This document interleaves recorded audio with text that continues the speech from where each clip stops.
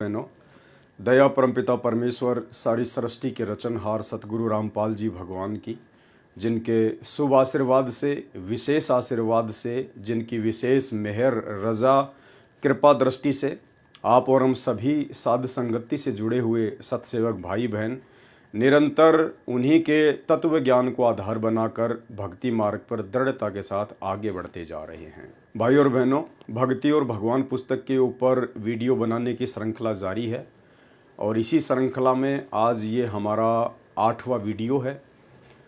और पहले के वीडियो में आप जियों ने काफ़ी कुछ समझ लिया, सीख लिया है और किस प्रकार से हरियाणा के ज़िला हिसार के डोबी गांव के और कुछ अन्य भक्तों को, जो कि कुल मिलाकर 12-13 हैं, उनको सतलोक आश्रम मैनेजमेंट हरियाणा के द्वारा गुरुदेव के कलयुगी परिवार के द्वारा गुरुद्रोही घोषित किया गया। क्यों? क्योंकि उन्होंने अपने पूज्य गुरुदेव सतगुरु रामपाल जी परमात्मा की महिमा में एक पुस्तक लिखी, जिस पुस्तक का नाम है कर पहचान छुड़ावन आयो। इस पुस्तक को पढ़ने के बाद सतलोक आश्रम मैनेजमेंट हरियाणा के अंदर एक भय उत्पन्न हो गया, एक डर उत्पन्न हो गया कि यदि हमारे अलावा अन्य कोई भगत इस भक्ति मार्ग पर आगे बढ़ता है तो हमारे अस्तित्व के ऊपर खतरा उत्पन्न हो जाता है। यानी ये लोग चाहते हैं कि संगत केवल हमारी गुलामी करे, हम जैसा कहें संगत वैसा करे, संगत ज्ञान आधार से ना चले, संगत अपनी मनमर्जी से कुछ भी ना करे। लेकिन भाई और बहनों, ये कलयुग की बिचली पीढ़ी है। परमात्मा ने सभी को शिक्षित कर दिया है, मोक्ष का प्राइम टाइम है, सतगुरु का सबके ऊपर आशीर्वाद है। ऐसा अब हरगिज नहीं होने वाला है। हमने पिछले 3 युगों में खूब गुलामी की, अपने भगत भाई बहनों की भी गुलामी की, पंडितों की, मुल्ला मौलवियों की, धर्म गुरुओं की, सबकी गुलामी की। लेकिन अब ये चौथा युग कलयुग और कलयुग की बिचली पीढ़ी, सतगुरु रामपाल जी परमेश्वर जी ने एक सत्संग में बताया कि ये भगतों का युग है। अब ये भगतों का समय है। अब भगत किसी के गुलाम बन के नहीं रहेंगे सिवाय अपने सतगुरुदेव भगवान के।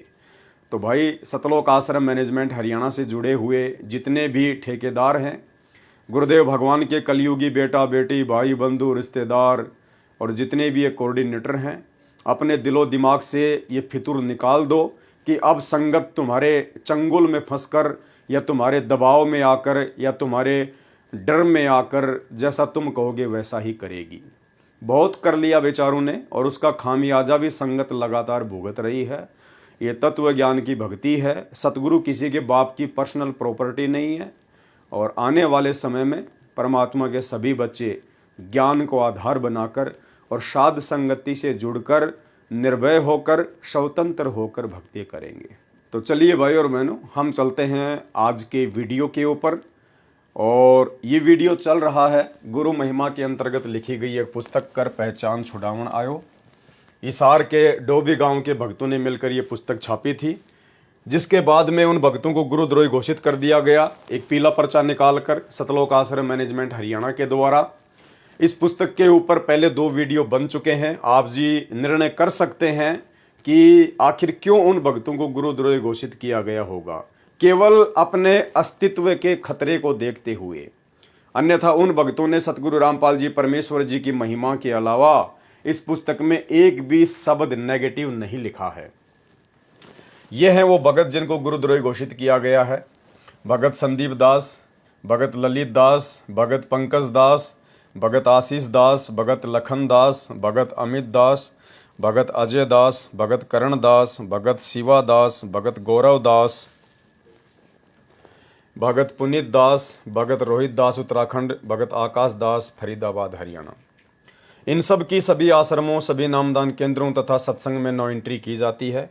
ये सब आपके गुरुजी के खिलाफ चल रहे हैं और गुरुजी के मिशन के विरोध में काम कर रहे हैं। इन्होंने अलग से ग्रुप बना लिए हैं, अलग से पुस्तक छपवा रहे हैं। ये सब 1 महीने में जवाब दें, ऐसा क्यों कर रहे हैं, नहीं तो गुरुद्रोही घोषित किया जाएगा। ये है इनका मनमानी फरमान, तानाशाही फरमान। अब इस पुस्तक में ऐसा इन्होंने क्या लिख दिया जो इनको गुरुद्रोही की संज्ञा दी जाए। 2 वीडियो आपने इस पुस्तक के ऊपर देख लिए हैं। बहुत अच्छी गुरु महिमा की है उन्होंने, हम भक्तों का विश्वास बढ़ाया है। और आज ये तीसरा वीडियो है जिसकी हम शुरुआत करने जा रहे हैं। दूध वजूद तेरा है बंदिया, जिसको तू मान बैठा पानी। कहने का मतलब है तत्व ज्ञान के अभाव में ये आत्मा अपने आप को पहचान नहीं पाती है, ये अपने वजूद को नहीं पहचान पाती है। तो मकसूद जी कोई लेखक हैं, कोई संत हैं, वो समझा रहे हैं अपनी पंक्तियों के माध्यम से कि दूध वजूद तेरा है बंदिया, बंदिया माने इंसान, आदमी, कि तेरा जो वजूद है, तेरी जो औकात है, तेरी जो हस्ती है वो दूध के जैसी है, लेकिन तू आत्मज्ञान के अभाव में जिसको तू मान बैठा पानी, लेकिन तू अपने आप को ना पहचान कर दूध होते हुए पानी मान बैठा। यानी सतगुरु रामपाल जी परमेश्वर जी की शरण में आने से पहले आप और हम सभी आत्माएं अपने आप को नहीं पहचान पा रही थी आत्मज्ञान के अभाव में। हम दूध थे लेकिन अपने आप को पानी समझ रहे थे। परमेश्वर ने हमें जगाया, आत्मज्ञान दिया, शास्त्रों से प्रमाण दिए और हमें बताया कि हम कौन हैं। हम सर्व सृष्टि के रचनहार कबीर परमेश्वर सतगुरु रामपाल जी के बच्चे हैं। हम इस दुनिया में सेठों के सेठ, सावड़सा सेठ, जगत सेठ सतगुरु रामपाल जी परमेश्वर जी की आत्माएं हैं। यहाँ का राजा, यहाँ का महाराजा, पूरी पृथ्वी का राजा ब्रह्मा विष्णु महेश भी आप और हमारे पैरों के नाखून के बराबर नहीं हैं, पुण्य कर्मों के हिसाब से, भक्ति मार्ग के हिसाब से, क्योंकि वो तो अपनी कमाई को बर्बाद कर रहे हैं और हम भक्ति धन जोड़ रहे हैं। उनका नंबर ना जाने कब आएगा और आज हमारा फाइनल वक्त है मोक्ष के लिए। आपका सौभाग्य बच्चों, आपको उस परम पिता का सच्चा मार्ग मिल रहा है। समर्थ परमात्मा कबीर जी की शरण प्राप्त हुई है, इसलिए दास कह रहा है। तो बच्चों, आपके किस्मत के साथ यदि ब्रह्मा विष्णु महेश को तो लें, आपका पास्य नहीं हो। ये तो अपना कर्म मलाई खा रहे हैं, भविष्य कुछ नहीं इनका। यह बात जिस दिन तुम्हारे समझ में आ जाएगी उस दिन तुम भगत बन गए पक्के। दूध वजूद तेरा है बंदिया, जिसको तू मान बैठा पानी। पूरे गुरु से जाग लगवा ले, जायो तमसी तेरी कढ़ानी। पूरे गुरु से जाग लगवा ले। आप और हमारा सौभाग्य भाई और बहनों कि आज हमें वो पूर्ण सतगुरु स्वयं ही आकर मिले हैं। इन्होंने स्वयं ही हमारी बाँ पकड़ी, हमारा हाथ पकड़ा, हमें अपनी शरण में लिया। तो कहते हैं पूरे गुरु से जाग लगवा ले। दूध को गर्म करके जब उसके अंदर जामन लगाया जाता है तो कहते पूरे गुरु से जामन लगवा ले उस दूध के अंदर, तायो जमसी तेरी कढ़ानी। और फिर उस बर्तन में, जिसको कढ़ानी कहा जाता था, जिसके अंदर दूध गर्म करके दही बनाने के लिए जमाया जाता था, सूरत शब्द का साज जचाले। यानी गुरु से नाम दीक्षा लेकर, पूरा ज्ञान लेकर और बिल्कुल तैयारी के साथ में मोक्ष के लिए तैयार हो जा। सुवासों को कर तू मधानी। और सुवासों को क्या कर? मथानी। जैसे दही को मथते हैं, मंथन करते हैं, तो जैसे परमेश्वर ने हमें बताया ना कि श्वास ऊ श्वास से जो जाप करना है सतनाम का, तो कहते श्वासों को कर तू मधानी। उठ मकसूदियो चारा चर ले, कि भाई ये काम कर, सबसे पहले ये क्रिया कर। जद मक्खन आयो जानी, उसके बाद वो दूध से और मक्खन निकलेगा। यानी इस प्रकार से हम लोग मोक्ष प्राप्त करेंगे। सबसे पहले हमें आत्मज्ञान हो, आत्मज्ञान करवाने वाला सतगुरु प्राप्त हो। तो आप और हमें तो प्राप्त हो गया, आप और हमें तो परमात्मा ने इस विधि में लगा दिया है कि कैसे दूध से मक्खन बनेगा। ये बाकी लोगों के लिए है जो लोग अभी संत रामपाल जी के ज्ञान से अपरिचित हैं, जो उनके सत्संग नहीं सुन पा रहे, उनके लिए। और यदि समय पर दूध में जाग नहीं लगाया जाता तो वह दूध खराब हो जाता है, फिर उसमें से घी नहीं निकल सकता। इसलिए समय रहते जब वह दूध गर्म हो तभी उसमें जाग लगाया जाता है। ये बात संत मकसूद जी ने मानुष चोले के ऊपर कही है। तुमसे प्रार्थना है कि तुम समय रहते पूरे संत से नाम दीक्षा लेकर अपने जीवन को सफल बना लो, नहीं तो ये जीवन हाथ से छूट जाएगा, फिर तुम कोई भी चारा नहीं कर सकते। किंतु जिसे थोड़ा बहुत ज्ञान भी हो गया और वह किसी लालच के कारण संत रामपाल जी महाराज जी की शरण में भी आ गया और जीव का अभिमान नहीं गया, तो परमात्मा से मिलने वाले पूर्ण लाभ से वंचित रह जाता है। यानी इस पूर्ण सतगुरु से उपदेश प्राप्त करने के बाद भी यदि साधक ने अपने अंदर से वो लोभ, लालच, ईर्ष्या, राग, द्वेष, मान बढ़ाई, अभिमान, यदि इन सब का परित्याग नहीं किया तो भी वो परमात्मा को प्राप्त नहीं कर सकता, अर्थात दूध से मक्खन नहीं बन सकता। एक सत्संग में गुरुदेव भगवान ने हमें बताया कि इस भक्ति मार्ग में आने के बाद में यदि आपने लोभ लालच को नहीं त्यागा, अपने स्वार्थों को नहीं त्यागा, तो आप जी भक्ति मार्ग पर कभी भी सफल नहीं हो सकते। सुनिए ऑडियो। बच्चों, परमात्मा कहते हैं कि वो दुल्हा सतलोक में निवास करता है और वहां जाने के लिए आपको पूर्ण गुरु की आवश्यकता पड़ती है और अपने मन का दोष दूर करना होगा। जैसे नाम भी ले लिया और खूब सेवा भी करते हो, भक्ति भी करते हो, अच्छी बात है, और मन में वही उठा पटक और दोष द्वेष लालच लोभ भरा है तो के भक्ति करी।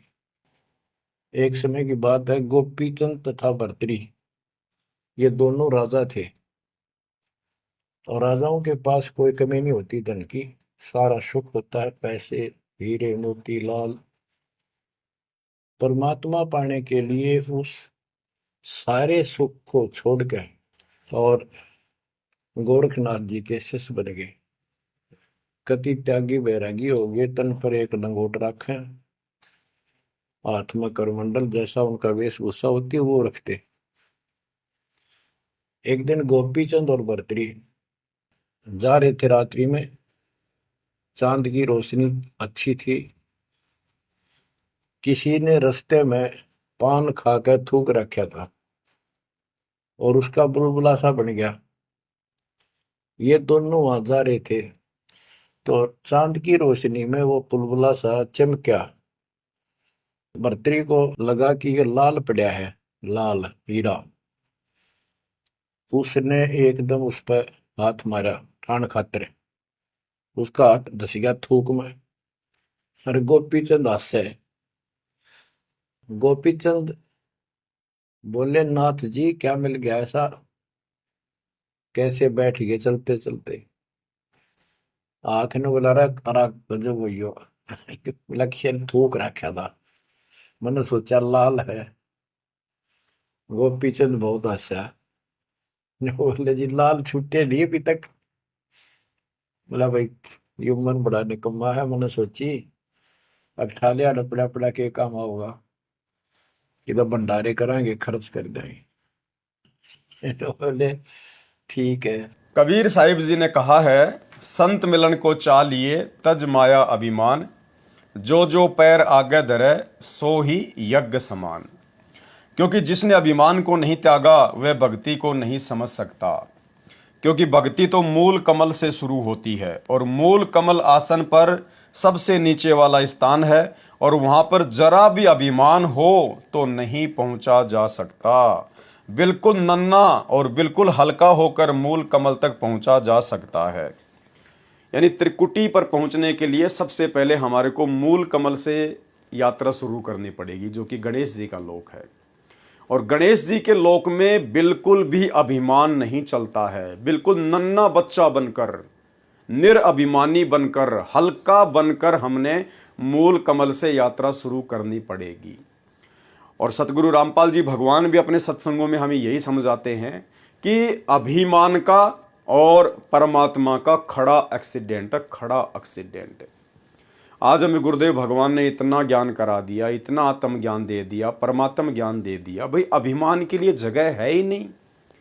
परमात्मा कहते कि मर्द गर्द में मिल गए रावण से रणधीर। रावण जैसे, कंस जैसे, दुर्योधन जैसे, चाणोर जैसे, केसी जैसे, यानी उनकी तुलना में आज यदि आप और हमें लिया जाए तो ऊंट के मुंह में जीरे के बराबर भी नहीं है आप और हम।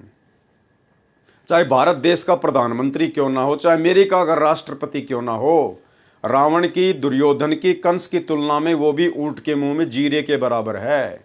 चाहे संपत्ति हो, चाहे बल हो, चाहे ताकत हो।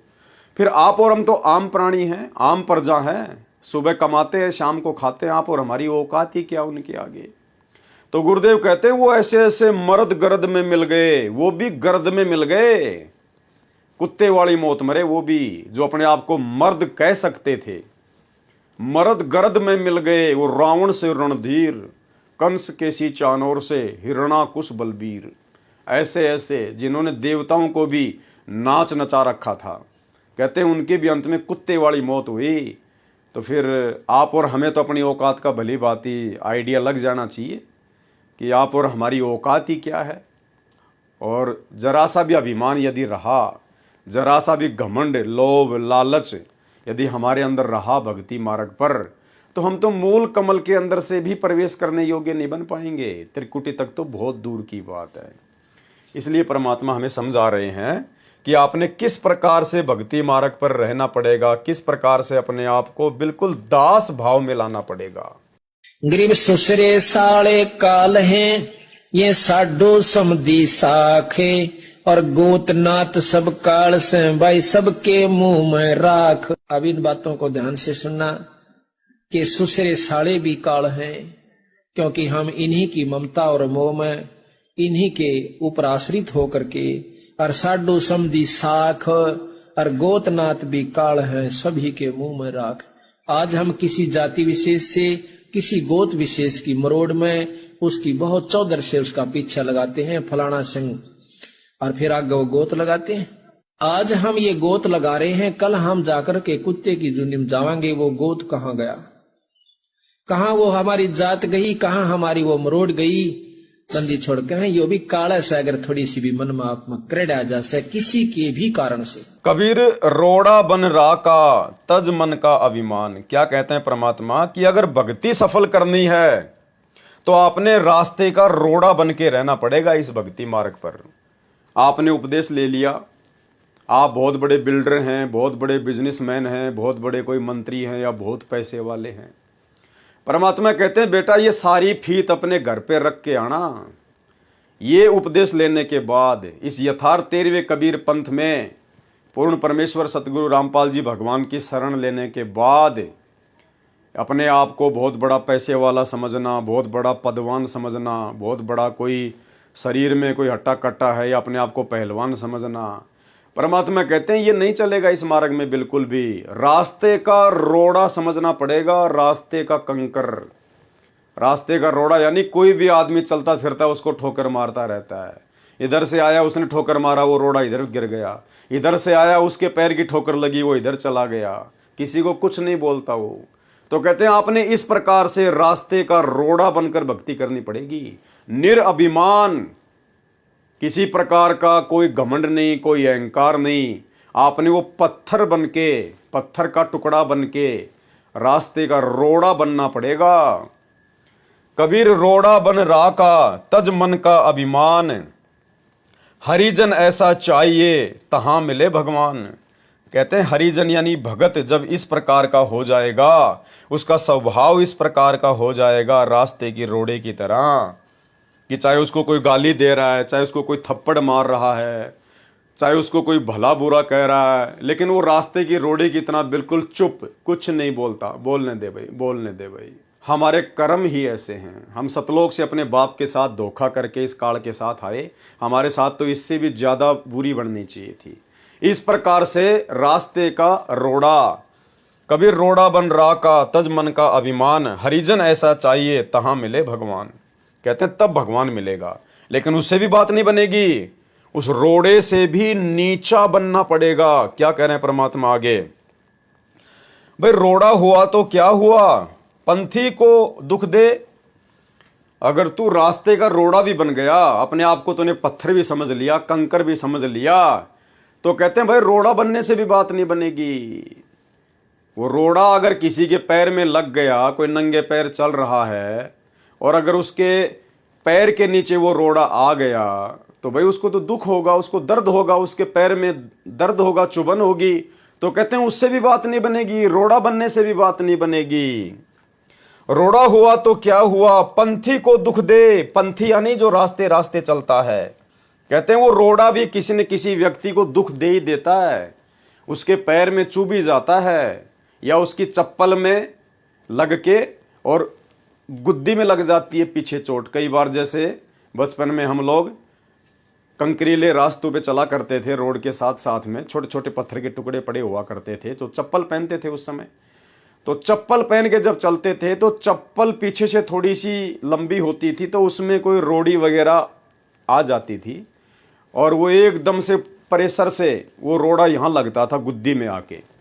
तो परमात्मा कहते हैं अगर तू रोड़ा भी बन गया तो भी कहते हैं तू किसी न किसी को दुख दे सकता है, इसलिए रोड़ा बनने से भी बात नहीं बनेगी।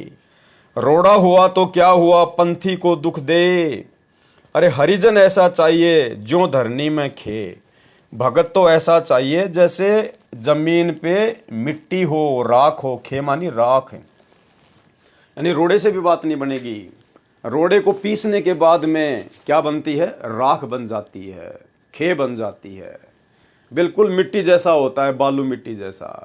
कहते तूने वैसा बनना पड़ेगा, धरनी की खे यानी धरती की राख जैसा बनना पड़ेगा तूने। खे हुई तो क्या हुई, उड़ उड़ लागे अंग, हरिजन ऐसा चाहिए जो पानी सरबंग। कहते हैं वो राख बनने से भी बात नहीं बनेगी, यानी और नीचे आना पड़ेगा और अपने आप को मरा हुआ समझना पड़ेगा, निरअभिमानी समझना पड़ेगा। कहते हैं अगर तू राख भी बन गया, धरती की मिट्टी भी बन गया, तो भी कहते हैं वो भी किसी न किसी को दुख देती है। उड़ उड़ लागे अंग, लोगों को गंदा कर देती है। आंधी चलती है या कोई गाड़ी आती है, वो मिट्टी उड़ती है, वो राख उड़ती है, लोगों के कपड़े गंदे कर देती है, उनके शरीर को गंदा कर देती है, आंखों में गिर जाती है। तो कहते हैं अगर तू राख बन गया, यानी पहले तो रोड़ा, रोड़े से फिर राख बन गया, कहते हैं उससे भी बात नहीं बनेगी, उससे भी बात नहीं बनेगी। खे हुई तो क्या हुई, उड़ उड़ लागे अंग, हरिजन ऐसा चाहिए जो पानी सरबंग। भगत को तो ऐसा बनना पड़ेगा जैसे पानी, बिल्कुल। पानी का क्या स्वभाव होता है, पानी रे पानी तेरा रंग कैसा, जिसमें मिला दो बन जाए उस जैसा। यानी पानी का अपना कोई वजूद नहीं होता है। पानी के अंदर यदि आप लाल कलर डाल दोगे वो लाल हो जाएगा, पानी के अंदर हरा कलर डाल दोगे हरा हो जाएगा, पानी को यदि आप एक गिलास में डाल दोगे तो वो गिलास की जैसी शेप बन जाएगी, अगर उसको एक कटोरे में डालोगे पानी को तो कटोरे जैसी शेप बन जाएगी। यानी वो सभी के अनुकूल होता है। तो कहते हैं वो पानी बनने से भी बात नहीं बनेगी। अगर तू इतना नीचे आ गया भक्ति मार्ग में, अपने आप को बिल्कुल मरा हुआ समझ लिया पानी की तरह, तो कहते हैं पानी बनने से भी बात नहीं बनेगी। अरे पानी हुआ तो क्या हुआ, सीड़ा ताता होए। यानी पानी का भी एक स्वभाव होता है, पानी ठंडा भी होता है और पानी गर्म भी होता है। सीड़ा ताता, सीड़ा बोलते हैं ठंडा, ताता बोलते हैं गर्म। ये राजस्थान और हरियाणा की भाषा, सीड़ा ताता। कहते हैं पानी भी गर्म और ठंडा होता है। गर्मा गर्म पानी भी लोगों को नुकसान दे देता है और ठंडा ज्यादा हो तो भी नुकसान दे देता है। कहते हैं पानी बनने से भी बात नहीं बनेगी। पानी हुआ तो क्या हुआ, सीड़ा ताता होए। अरे हरिजन ऐसा चाहिए जैसा हर ही होए।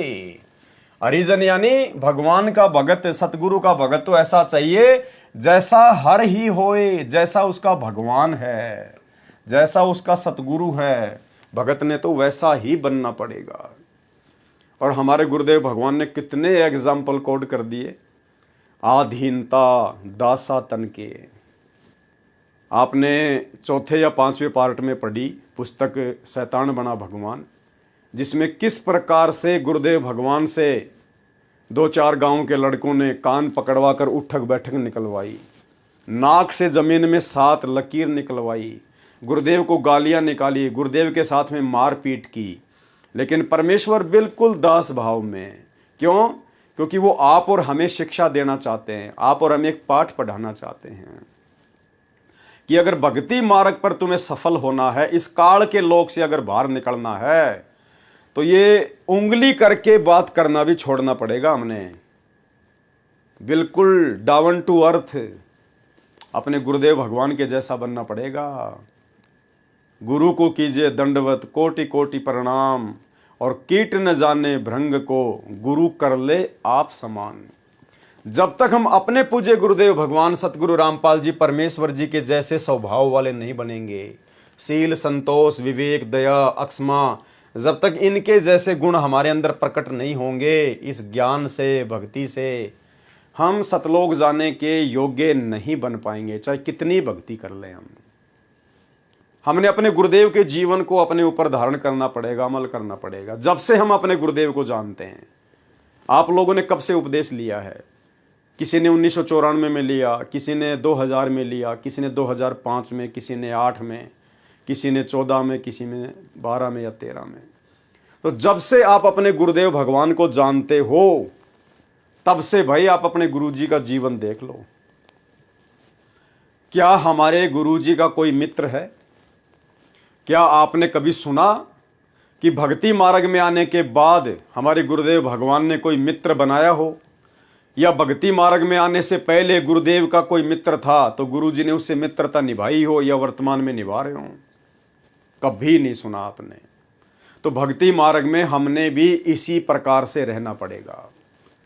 यदि हमने उपदेश ले लिया, गुरुदेव की शरण प्राप्त हो गई, और हमारे जितने भी यार, दोस्त, मित्र हैं, परमात्मा कहते हैं या तो उनको इस मार्ग पर ले आओ, भक्ति मार्ग पर ले आओ, ज्ञान समझा दो। अगर वो ज्ञान नहीं समझते हैं, भक्ति मार्ग पर नहीं लगते हैं, तो तुरंत उनसे कनेक्शन काट दो, वो यारी, दोस्ती, मित्रता तोड़ दो। अन्यथा वो मित्र एक दिन आपके लिए काल साबित होगा, काल। छोटा सा सत्संग सुनिए। हम किसी के मित्र हैं और उस मित्र को इस मार्ग पर नहीं ला सकते हैं, तो उस मित्र से मित्रता मत रखिए। वो मित्र तेरी जान का झाड़ बन जाएगा और आपको ले डूबेगा। ऐसे बहुत से भक्त हमें मिले, फिर वो आखिर में उन्होंने ये बात स्वीकार करनी पड़ी, या तो वो मित्र ही भक्त बन गया ना, नहीं, वो मित्रता नहीं रही, औपचारिकता रहेगी, हृदय से मित्रता नहीं रही। अब मित्र तो हमारा एक ही है, कबीर परमात्मा। अगर हम उससे मित्रता करेंगे, तुमेव बंधु च सखा तुमेव, तुमेव माता च पिता तुमेव, तुमेव बंधु च सखा तुमेव, तुमेव विद्या च दृढ़ तुमेव, तुमेव सर्व मम देव देव।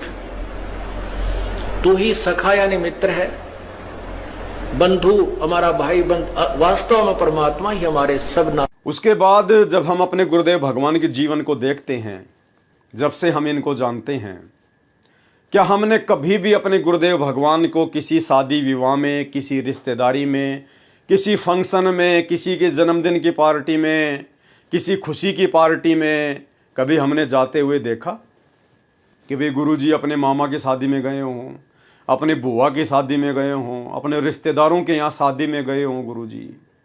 कभी सुना हमने? कभी नहीं सुना। हमने केवल इतना ही सुना और इतना ही देखा कि गुरुजी आज नरेला में सत्संग करने जा रहे हैं, गुरुजी आज पूना में सत्संग करने जा रहे हैं, गुरुजी आज काठमंडी में सत्संग करने जा रहे हैं, गुरुजी आज दिल्ली जा रहे हैं सत्संग करने, या गुरुजी करोथा आश्रम में बैठ के सत्संग कर रहे हैं। हमने गुरुदेव को किसी भी रिश्तेदारी में जाते हुए नहीं देखा। कोई भी शादी विवाह, बर्थडे, मैरिज पार्टी, कोई भी फंक्शन, किसी भी प्रकार का जो समाज में होता है, यारी दोस्ती रिश्तेदारी में होता है, हमने अपने गुरुदेव को कभी भी जाते हुए नहीं देखा। तो भाई हमने भी अपने गुरुदेव के अनुसार ही चलना पड़ेगा अगर भक्ति में सफल होना है तो। क्योंकि वाणी क्या कह रही है? हरिजन ऐसा चाहिए जैसा हर ही होए। हर यानी परमात्मा, सतगुरु। जैसा आपका गुरु है वैसा ही आपने बनना पड़ेगा। तो भाई हम क्यों जा रहे हैं?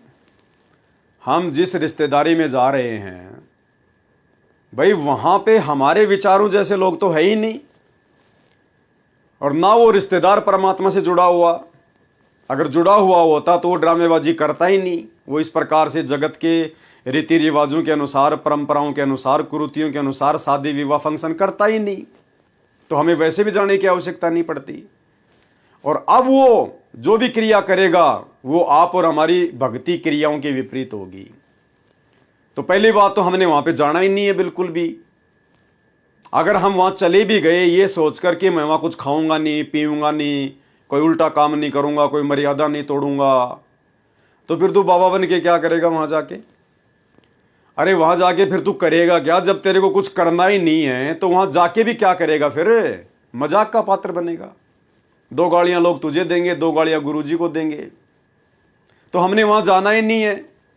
वहाँ जाने का मतलब है भीड़ में भीड़ करना, और भीड़ में भीड़ करने का मतलब है आपने उस शादी का समर्थन कर दिया। वहां जाने मात्र से आपका सहयोग हो गया। भाई जब तक हम जाना नहीं छोड़ेंगे तो दुनिया उनको मनाना कैसे छोड़ेगी? जब तक लोग शराब पीना नहीं छोड़ेंगे तो शराब बनाने वाली कंपनियां शराब को बनाना कैसे छोड़ेंगी? तो हम भगतों ने किसी भी रिश्तेदारी में इस स्टेज पर आने के बाद, जो आज साथ संगत वाले भाई बहन हैं, इतने दिनों से जो साथ संगति से जुड़े हुए हैं, इतना परमात्मा का ज्ञान प्राप्त हो गया है, भक्ति मार्ग के इतने गूढ़ रहस्य आपको प्राप्त हो गए हैं, सतगुरुदेव भगवान की वास्तविक परमात्मा वाली स्थिति आपको समझ में आ गई है। अब ऐसी स्थिति में हम भाई बहनों को किसी भी रिश्तेदारी में जाना ही नहीं है। भाई क्या करेंगे जाके? उनकी हमारी क्रियाओं में रात दिन का अंतर। परमात्मा कहते हैं इष्ट मिले और मन मिले, और मिले सकल सब रीत, और कहे कबीर तहां जाइए जहां रह संतन की प्रीत। तो ना तो उन जगत वालों से हमारा इष्ट मिलता, उनका इष्ट राम कृष्ण भैरव भूत बेताल, हमारे इष्ट हैं सतगुरु रामपाल जी भगवान। ना हमारा उनका मन मिलेगा, क्योंकि उनकी क्रियाएं वही जगत वाली हैं, हमारी क्रियाएं भक्ति मार्ग के अनुसार ही हैं।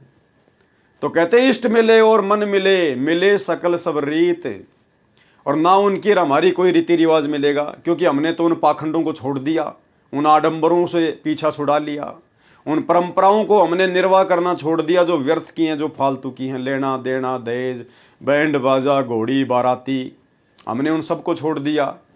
तो हमने वहां जाना ही नहीं है। ये ना देखो कि नाराज होगा, नाराज होगा तो आपकी कौन सी भैंस खोल के ले जाएगा? भाई आपने कौन सा उसे कर्जा ले रखा है, और ले रखा है तो कर्जा कर्जे के हिसाब से दिया जाएगा। कोई गुलामी थोड़ी करोगे, मर्यादा थोड़ी तोड़ोगे, चापलूसी थोड़ी करोगे।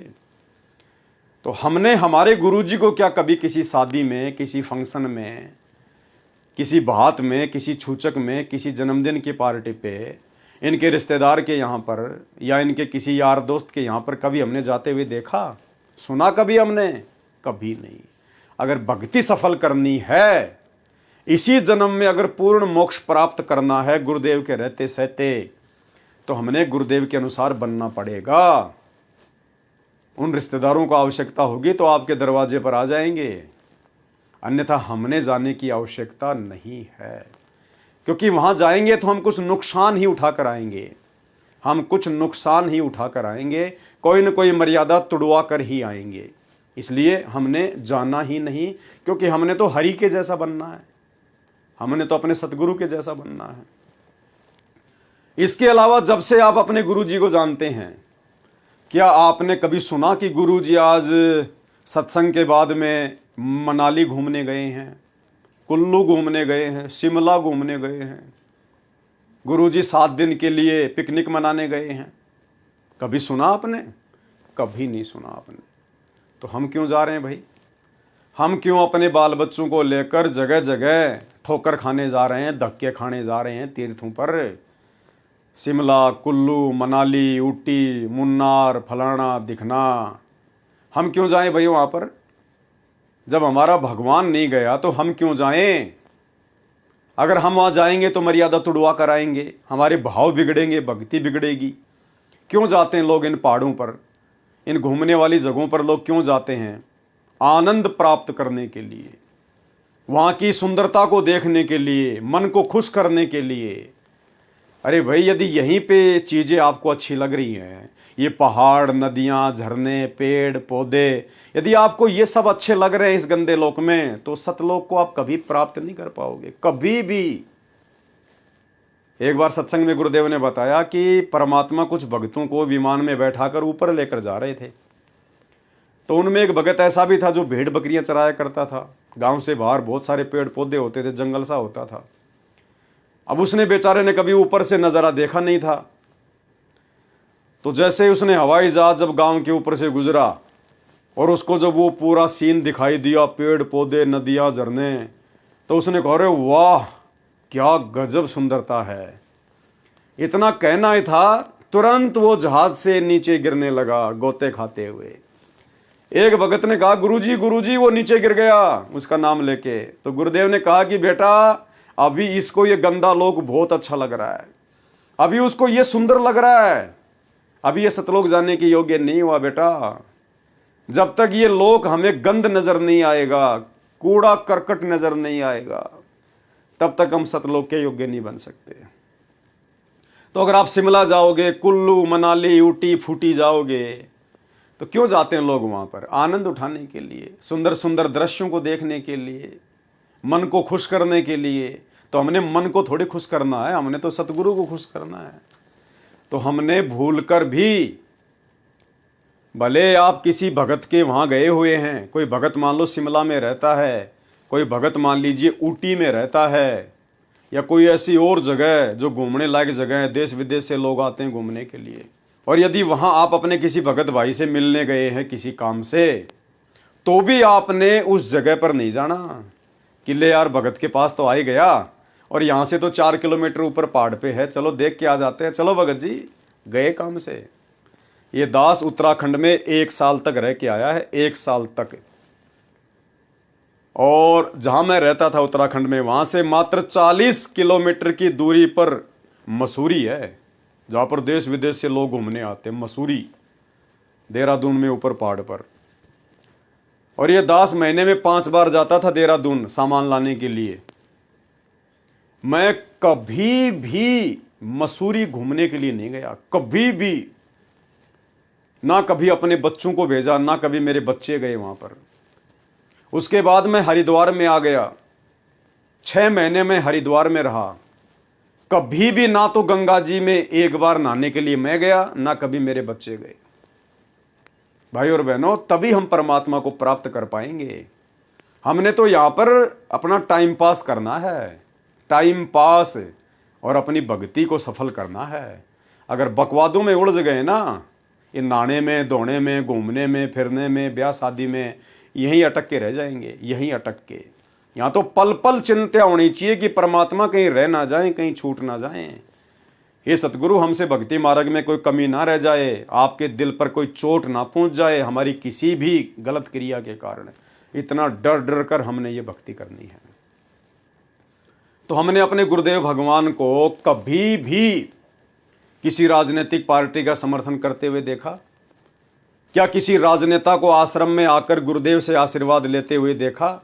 या गुरुदेव ने कभी किसी पार्टी के किसी नेता को आशीर्वाद दिया हो कि भाई तू जीत जाएगा, मेरा आशीर्वाद है, जैसा कि अन्य दूसरे संत देते रहते हैं, अखबारों में आती रहती है?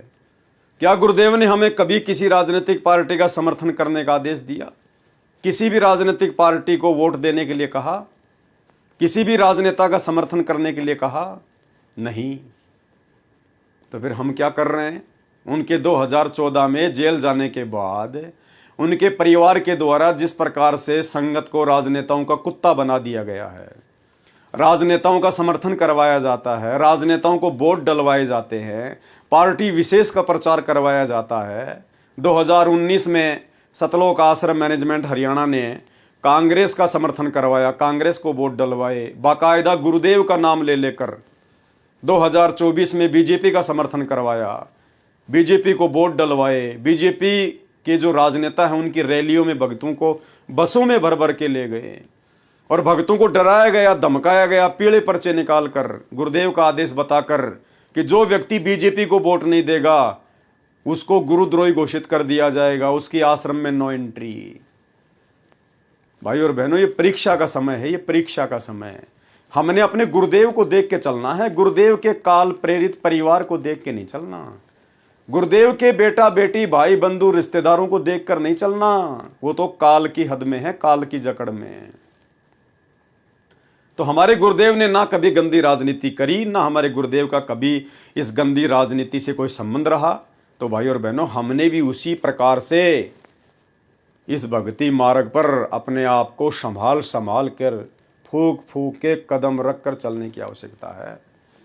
तब ये भक्ति सफल होगी, वरना ये काल भक्ति सफल होने नहीं देगा। काल स्वयं तो सामने आता नहीं है, स्वयं तो प्रकट होता नहीं अपने ओरिजिनल रूप में, तो कैसे भ्रमित करेगा वो, कैसे मर्यादा तोड़वाएगा? गुरुदेव के परिवार के माध्यम से, क्योंकि संगत नादान है, संगत आंख बंद करके विश्वास कर लेती है कि गुरुजी का बेटा है, गुरुजी का भाई है, गुरुजी के परिवार वाले हैं, और संगत विश्वास में आके मर्यादा तोड़ देती है, ज्ञान को आधार बना नहीं पाती। तो हमने इस प्रकार की गलतियां करने से बिल्कुल बचना है। हमारा कोई नहीं है, हमने अपनी छाया का भी विश्वास नहीं करना है, केवल अपने गुरुदेव के अलावा। इनके परिवार वाले तो बहुत दूर की बात है।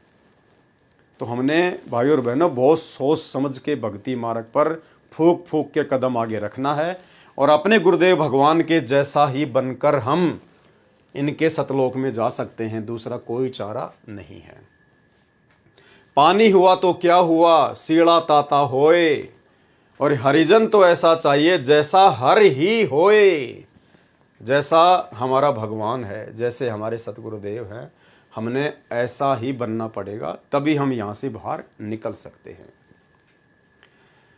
एक समय की बात है, पीपा नाम का बादशाह अपने वजीरों से चर्चा कर रहा था कि इस धरती पर कोई ऐसा साधु संत बताओ जो मुझे एक दिन में ही भगवान से मिला दे और मेरा सारा भ्रम दूर हो जाए और मैं हमेशा के लिए तृप्त हो जाऊं।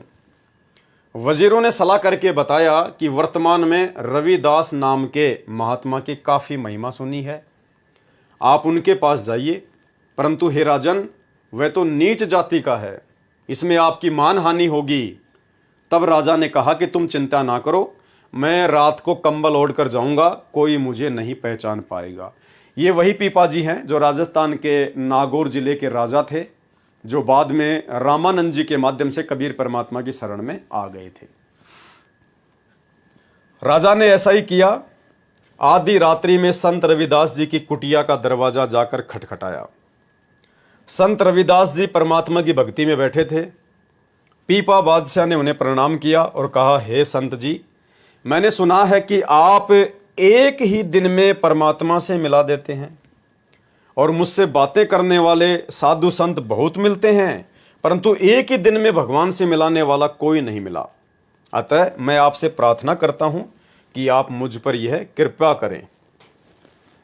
तब संत रविदास जी महाराज ने अपनी कुंडी में से, जिसमें चमड़ा भिगोया करते थे, गंदा और बदबूदार पानी लिया और पीपा बादशाह को कहने लगे, ये लो राजन, आप यह पानी पी लो।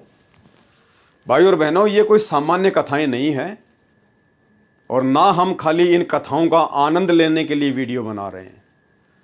इन कथाओं से हमने शिक्षा लेनी है कि हमें क्या लाभ मिल सकता है, हम कैसे सावधान हो सकते हैं, हम कैसे गलतियां करने से बच सकते हैं, हमारे मतलब का क्या है इन कथाओं में। तो ध्यान से सुनिए।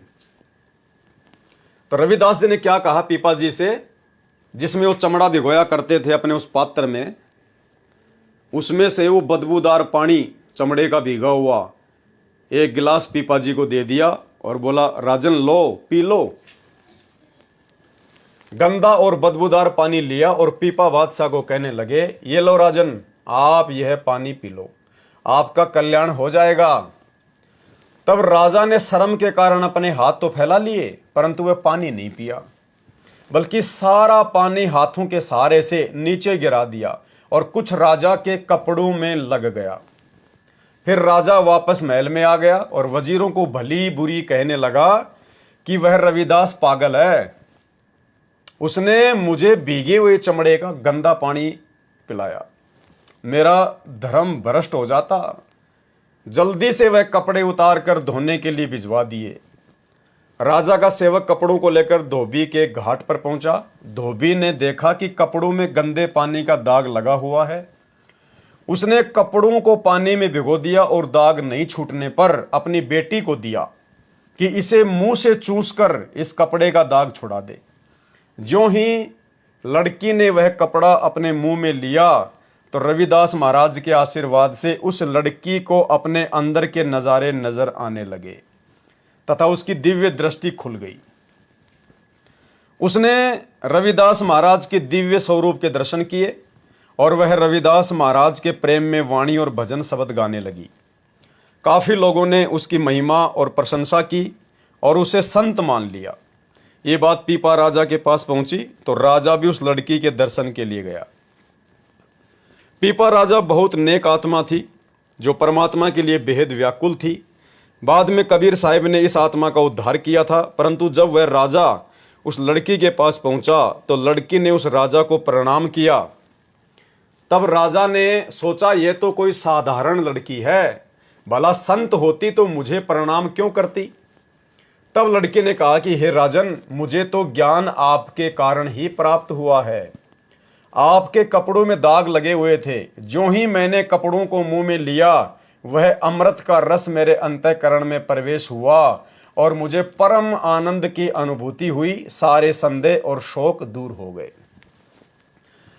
यह सुनकर राजा को अपनी गलती का एहसास हुआ और जल्दी से दौड़ता हुआ रविदास महाराज के पास पहुंचा और कहा, हे महाराज, मुझसे गलती हो गई, मुझे वह आपका अमृत दोबारा पिला दो। तब रविदास महाराज ने उत्तर दिया, क्या कहा?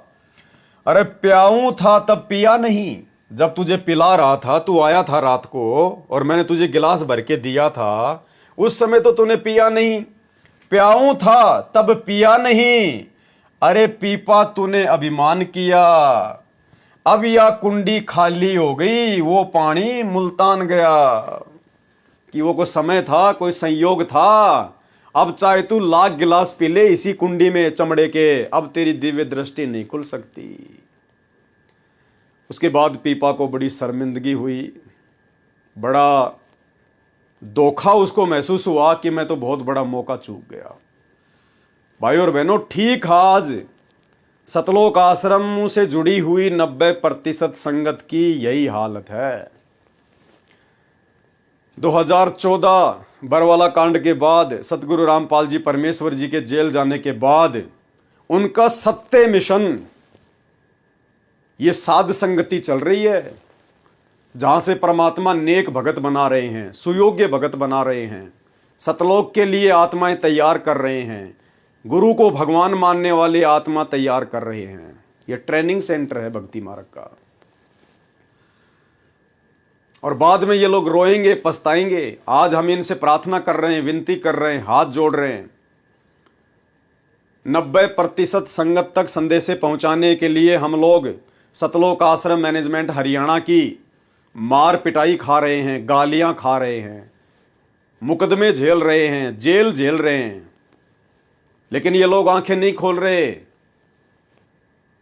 और जब आने वाले समय में इनको पता चलेगा इस बात का कि हां, वास्तव में साध संगतियां सतगुरु रामपाल जी परमेश्वर जी ने ही चलवा रखी थी, ये उनका गुप्त मिशन था, उसके बाद में ये रोएंगे, पछताएंगे, ये साध संगति से जुड़ेंगे, साध संगति के वीडियो देखेंगे दिन रात।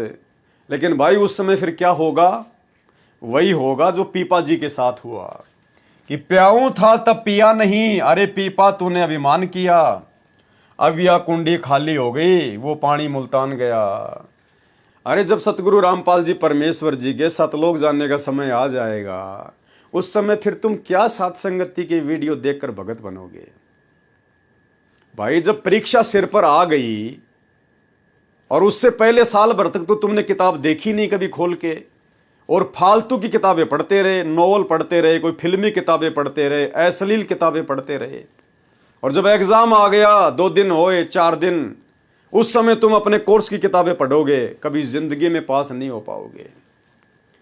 तो 2014 बरवाला कांड और उसके बाद से तुम्हारे को सतलोक आश्रम मैनेजमेंट हरियाणा के द्वारा ये राजनीति की पुस्तकें पढ़ाई जा रही हैं, आरक्षणबाजी की पुस्तकें पढ़ाई जा रही हैं, गुंडों की सीबीआई जांच वाली पुस्तकें पढ़ाई जा रही हैं,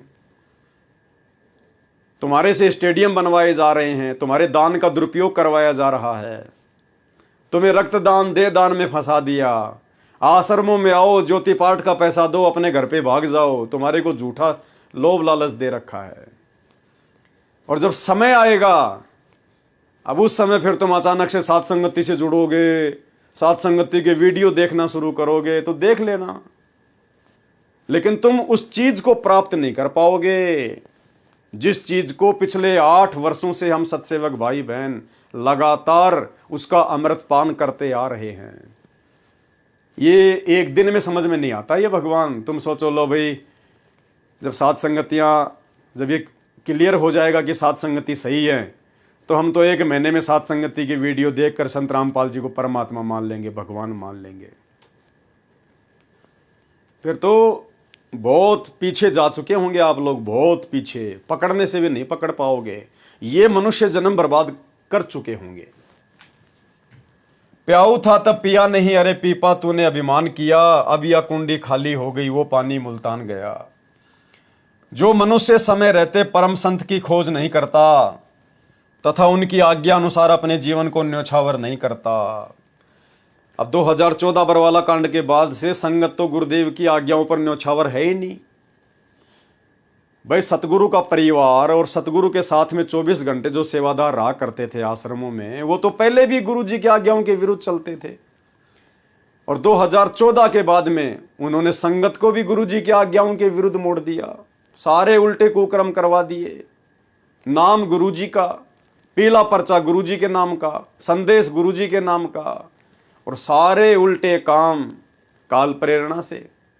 तो भाई फिर बात बनेगी नहीं, ये न्योछावर होने में नहीं आता।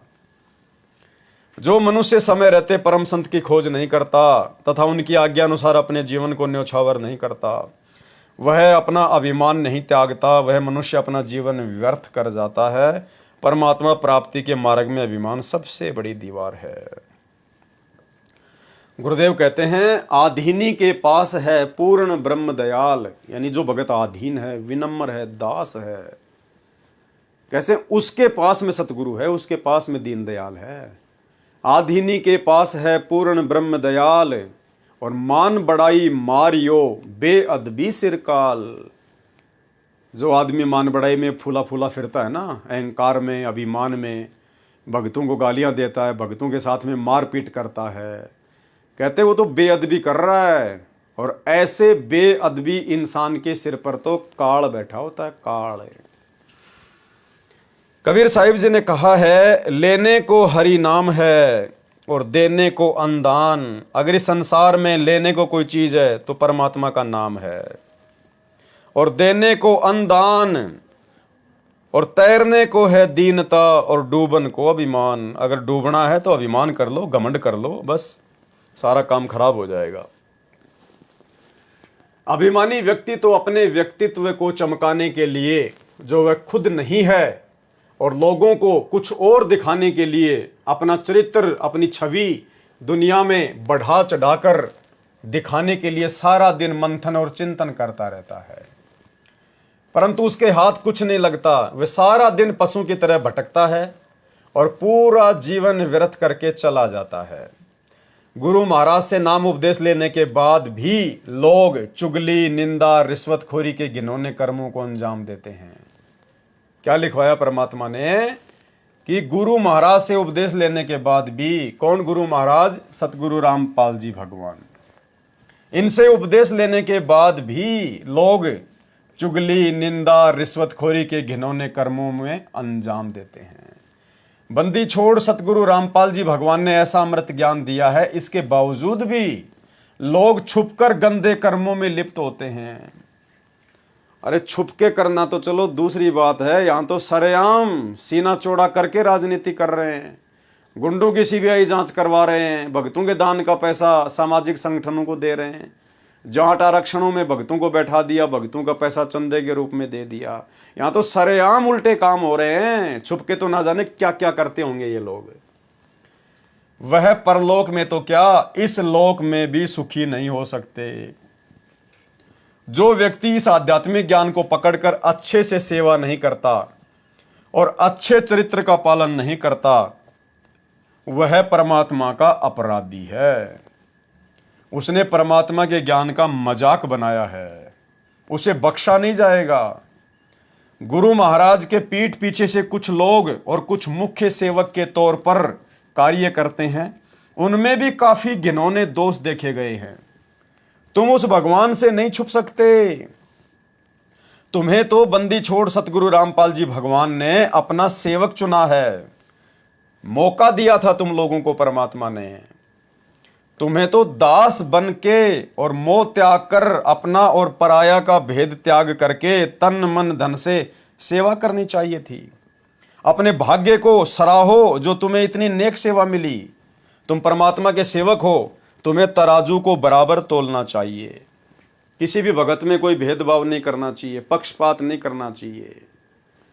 जो अच्छे भगत हैं उनके नाम के तो पीले पर्चे निकाल देते हैं कि गुरुद्रोही घोषित हो गए, और जो भगतों की बच्चियों को बैला फुसला कर ले जाते हैं, उनसे शादियां कर लेते हैं, खुद शादीशुदा होने के बावजूद भी। एक दिल्ली का कोऑर्डिनेटर था, खुद शादीशुदा, और एक भगत की जवान लड़की को ले गया, उसके साथ रमैनी कर ली। नामदान सेंटरों पर दूसरे की माता बहनों के साथ में कुकर्म किए जा रहे हैं, दुनिया भर के कुकर्म। इनकी ऑडियो वायरल होती है। सोनीपत के नामदान सेंटर रणवीर दास की एक ऑडियो वायरल हुई जिसमें वो अपनी गुरु बहन से अश्लील बातें कर रहा है। उसके बाद उसकी नो एंट्री कर दी गई थी, फिर वापस उसको एंट्री ले ली, वापस उसको नामदान सेंटर दे दिया गया। तो भाई और बहनों, इस मार्ग में भेदभाव नहीं चलता, पक्षपात नहीं चलता बिल्कुल भी। ये परमात्मा का मार्ग है। ये रिहर्सल चल रही है आप और हमारी। आने वाले समय में परमात्मा किसको क्या सेवा देंगे, कौन कितना योग्य है, वो हिसार की छोटी जेल में बैठ के आप और हमारी परख कर रहा है, पछोड़ मार रहा है परमात्मा। हमारे अंदर भक्ति के कितने लक्षण हैं, हम भगत बने या नहीं बने, कितनी कमियां हैं, वो देख रहा है, हमारी परीक्षा ले रहा है। ये परीक्षा का समय है। तो क्या कह रहे हैं भगत जी? गुरु महाराज के पीठ पीछे से कुछ लोग और कुछ मुख्य सेवक के तौर पर कार्य करते हैं, उनमें भी काफी घिनौने दोष देखे गए हैं। अब ये बात जो लिखी गई है यहां पर भाई और बहनों, ये भगत जी कोई अपने मन से नहीं लिख रहे हैं, ये बिल्कुल सत्य है। इनसे परमात्मा ही लिखवा रहे हैं प्रेरणा करके, क्योंकि खुद सतगुरु रामपाल जी परमेश्वर जी ने इस पुस्तक का समर्थन किया है, इन शब्दों का समर्थन किया है। वर्तमान में हिसार जेल से जो विशेष संदेश आ रहे हैं, उनमें गुरुदेव भगवान ने एक ऑडियो में साफ साफ कहा है कि ऐसे बहुत सारे लोग हैं जिनको सारनाम भी प्राप्त है, और जो आश्रमों में हमारे साथ में भी रहते हैं, हमारे पास में रहते हैं, यानी गुरुजी के साथ में रहते हैं, गुरुजी के पास में रहते हैं, और दूसरों की नजरों में बहुत अच्छे भगत। और गुरुदेव कह रहे हैं कि लास्ट में चलकर जब उनके वो कर्म हमारे सामने आते हैं, इतने गंदे, इतने बिगड़े हुए, इतने दिद्दे, तो गुरुदेव कहते हैं हमें भी सोचने पर मजबूर होना पड़ता है। यानी भाई और बहनों, ये जो बातें परमात्मा ने इस ऑडियो में कही है, जो अभी आप सुनने जा रहे हैं, कि कुछ लोग हमारे साथ में भी रहते हैं, 24 घंटे सेवा भी करते हैं, उनको सारनाम भी मिला हुआ है, और बहुत अच्छे भगत दिखाई देते हैं, और अंत में उनके कर्म इतने बिगड़े हुए होते हैं कि हम भी सोचने पर मजबूर हो जाते हैं।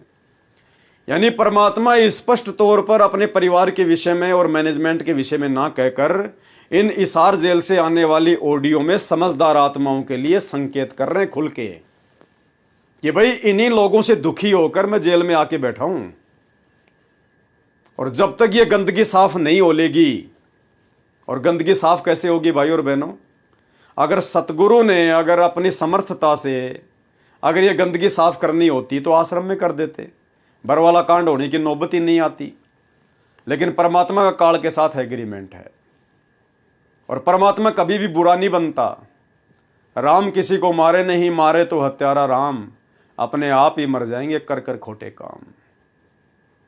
तो बहुत सारे खोटे काम तो इन्होंने बरवाला कांड से पहले किए आश्रम में, जिनका जिक्र गुरुदेव ने अपने बयानों में कर रखा है। बयानों की कॉपी ये लोग संगत को दे नहीं रहे। आज 10 साल हो गई, सतगुरु रामपाल जी के बयानों की एक भी कॉपी इन्होंने संगत में वायरल नहीं की, क्योंकि सतगुरु रामपाल जी ने अपने बयान अपने परिवार के खिलाफ, इस मैनेजमेंट के खिलाफ दे रखे हैं। और उसके बाद तो इन्होंने क्या क्या कुकर्म कर दिए 2014 के बाद, ये आप और हमारी आंखों के सामने है। तो इन्होंने इतने कर्म बिगाड़ लिए हैं भाई और बहनों अपने, कि आने वाले समय में परमात्मा को आवश्यकता नहीं पड़ेगी इनको साइड में करने की। ये अपने कर्मों के चलते खुद ही साइड में हो जाएंगे, खुद ही। तो वो ऑडियो सुनिए आप, जो हिसार जेल से आई है, उसमें परमात्मा ने किस प्रकार से हम जिन लोगों को अपनी अज्ञानता और नादानी के चलते गुरु जी का बेटा बेटी भाई बंधु समझ रहे हैं, बहुत अच्छे भगत समझ रहे हैं, ये तो सार नाम प्राप्त है, तो सार शब्द मिल गया, और हम उनके पीछे लट्टू बन के घूमते हैं कि बस इस भगत के पैर पकड़ लो, इस भगत की गुलामी कर लो, मैं तो वैसे सतलोक चला जाऊंगा। तो उन लोगों के विषय में गुरुदेव क्या कह रहे हैं सुन लीजिए। फिर वो बताते हैं, गरीब कोट वर्ष करे साधों की, पत्थर का जल में क्या भीजे, चंदन बन में रंग लागे, एक बांस बिठन भी ना सीधे। परमात्मा गरीबदास जी कितना प्यारी व्याख्या करते हैं कि कोटि वर्ष करे संगत संतों की, सतगुरु की, पत्थर का जल में के भीजे। पत्थर को पानी में डाल दो कितने में, और 100 वर्ष के बाद निकाल लो, उसका कभी असर नहीं। उसको एक दूसरे एक साथ बिठा दो, जब आगे निकलेंगी चिंगारी पाटेगी, जबकि पानी से तो सब नरम हो जाते हैं। इसी प्रकार बताया है कि जो निकम्मी आत्मा है, पत्थर हो चुके हैं काल के बकवाद कर करके, वो सत्संग में कितने दिन रहो, उनका कभी असर नहीं हो, उन बकवाद करनी ही करनी। अब जैसे कई भक्त हैं, लिखे ऐसे हैं जैसे बहुत बड़े भगत है, बहुत निकट रहते हैं हमारे, और अंत में उनके कर्म इसे गद्दे पावे, हम सोच भी नहीं सकते। तो ये गलतियां हैं, इनको सुधारना पड़ेगा अपने। भाई और बात तेरे काम न आवे, संतों शरण लाग रे, मुके सोव गफलत में बंदे, जाग जाग नर जाग रे, जाग जाग नर जाग। गुरु महाराज के पीठ पीछे से कुछ लोग और कुछ मुख्य सेवक के तौर पर कार्य करते हैं, उनमें भी काफी घिनौने दोष देखे गए हैं। तुम उस भगवान से नहीं छुपा सकते, तुम्हें तो बंदी छोड़ सतगुरु रामपाल जी भगवान ने अपना विशेष सेवक चुना है, तुम्हें तो दास बन करके और मोह त्याग कर, अपना और पराया का भेद त्याग करके तन मन धन से सेवा करनी चाहिए थी। अपने भाग्य को सराहो जो तुम्हें इतनी नेक सेवा मिली, तुम परमात्मा के सेवक हो, तुम्हें तराजू को बराबर तोलना चाहिए। लेकिन बिल्कुल इसके विपरीत किया उनके परिवार वालों ने। अरब देश की बात है, हजरत मोहम्मद साहब के बाद एक उनके सेवक थे और उन्हीं की सल्तनत थी। 22 लाख मरब्बा मील पर हुकूमत किया करते थे, यानी इतना लंबा चौड़ा उनका क्षेत्र था। तथा आधीनी इतनी थी कि घर घर जाकर पूछ कर आया करते थे कि कहीं कोई भूखा तो नहीं रहा। यानी दास कैसे होते हैं, भगत कैसे होते हैं। मुसलमान धर्म के प्रवर्तक हजरत मोहम्मद जी के शरीर छोड़ने के बाद उनके एक सेवक का यहां पर उदाहरण दिया गया है, जिसका 22 लाख मील इतना लंबा चौड़ा जिसका क्षेत्रफल था। इतना मतलब वो राज करता था, उसका क्षेत्र था इतना, जैसे चक्रवर्ती होता राजा। उसके बावजूद भी उसने अपने आप को दास समझा, अपने पैगंबर का, अपने अल्लाह का, अपने रसूल का नौकर समझा। और किस आधीनी से, किस दास भाव से उसने अपना राज्य किया, सेवा की। ये एग्जाम्पल दिया जा रहा है। फिर हमें तो आज पूर्ण परमात्मा की शरण प्राप्त है, सतगुरु रामपाल जी परमेश्वर जी की शरण प्राप्त है, जो कि नबियों के नबी हैं, रसूलों के रसूल हैं, अल्लाहों के अल्लाह हैं। और यदि आज हमें कोई सेवा उन्होंने बख्शी है, कोई मौका दिया है, तो हमने किस प्रकार से निष्पक्ष होकर कुर्बान हो जाना है, ये उदाहरण दे रहे हैं। उदाहरण यानी ऐसे सेवक बनेंगे तब परमात्मा आशीर्वाद की दया बख्शते हैं। किसी को किसी चीज का कोई अभाव तो नहीं है। यहां तक भी सुनने में आया कि इस नगरी में एक बुजुर्ग बीमार बुढ़िया रहा करती थी, जिसकी सेवा करने वाला कोई नहीं था, उसका टट्टी तक उठाया करते थे। वो राजा खुद अपने हाथों से एक बीमार बुढ़िया उसका लैट्रिन उठाया करते थे, उसका टट्टी उठाया करता था। तथा एक बार उसी के बेटे ने शराब के नशे की हालत में किसी बहन या बेटी से बदसलूकी कर दी। एक बार उस राजा के बेटे ने शराब के नशे में और पर्जा में किसी बहन या बेटी के साथ में बदसलूकी कर दी, और वह बहन उस बादशाह के पास आई और कहने लगी कि सुना है आप तो बड़े न्यायकारी हैं, हजरत मोहम्मद साहब के पद चिन्हों पर चलते हैं, क्या आप मेरा भी न्याय करेंगे? बादशाह ने कहा, हुक्म करो, आपके साथ क्या अन्याय हुआ है? उस बहन ने कहा, आपके बेटे ने मेरे साथ बदसलूकी की है, कृपया करके मुझे भी न्याय दिलाइए। तब बादशाह ने सिपाही भेजे और अपने बेटे को बुलवाया। थोड़ी देर बाद सिपाहियों ने उसके बेटे को हाजिर कर दिया। तब बादशाह ने बेटे से पूछा, बेटा क्या यह औरत सही कह रही है कि तुमने इसके साथ बदसलूकी की है? तब बेटे ने स्वीकार कर लिया कि हाँ पिताजी, ये गुनाह मेरे से नशे की हालत में हो गया। बादशाह ने सिपाहियों को आदेश दिया कि कानून के अनुसार इसको 100 कोड़े मारे जाएं। वह कोड़े इतने खतरनाक होते थे कि 2 कोड़े यदि घोड़े को भी पड़ जाएं तो घोड़े की भी हालत खराब कर दें। सिपाहियों ने लड़के को चौक में बांध लिया और कोड़े मारने लगे। अभी 10 ही कोड़े लगे थे कि वह दर्द सहन नहीं कर पाया और उसकी मृत्यु हो गई। सिपाहियों ने जाकर बादशाह को खबर दी, आपके बेटे की मृत्यु हो गई, उसने 10 ही कोड़े खाए हैं। तब बादशाह ने आदेश दिया कि जो और 90 कोड़े उसकी लाश पर मारे जाएं, कि 90 कोड़े उसकी लाश पे मारो, मैंने 100 का आदेश दिया है। जब 90 कोड़े उसे लाश पर मार दिए गए, यानी पूरे 100 कोड़े हो गए, तब बादशाह आया और अपने बेटे को सीने से लगाकर रोने लगा। तब लोगों ने कहा, आपका अजीब न्याय है महाराज, जब तक इसके कोड़े लग रहे थे तब तो आप बोले नहीं, और अब जब इसकी मृत्यु हो गई तब आप विलाप कर रहे हैं। तब बादशाह ने कहा कि जब इसके कोड़े पड़ रहे थे तब ये गुनहगार था, दोषी था ये, और अब इसने उस गुनाह के बदले में सजा पाई है, तो अब मेरा अधिकार है कि मैं अपने बेटे को गले से लगाऊं।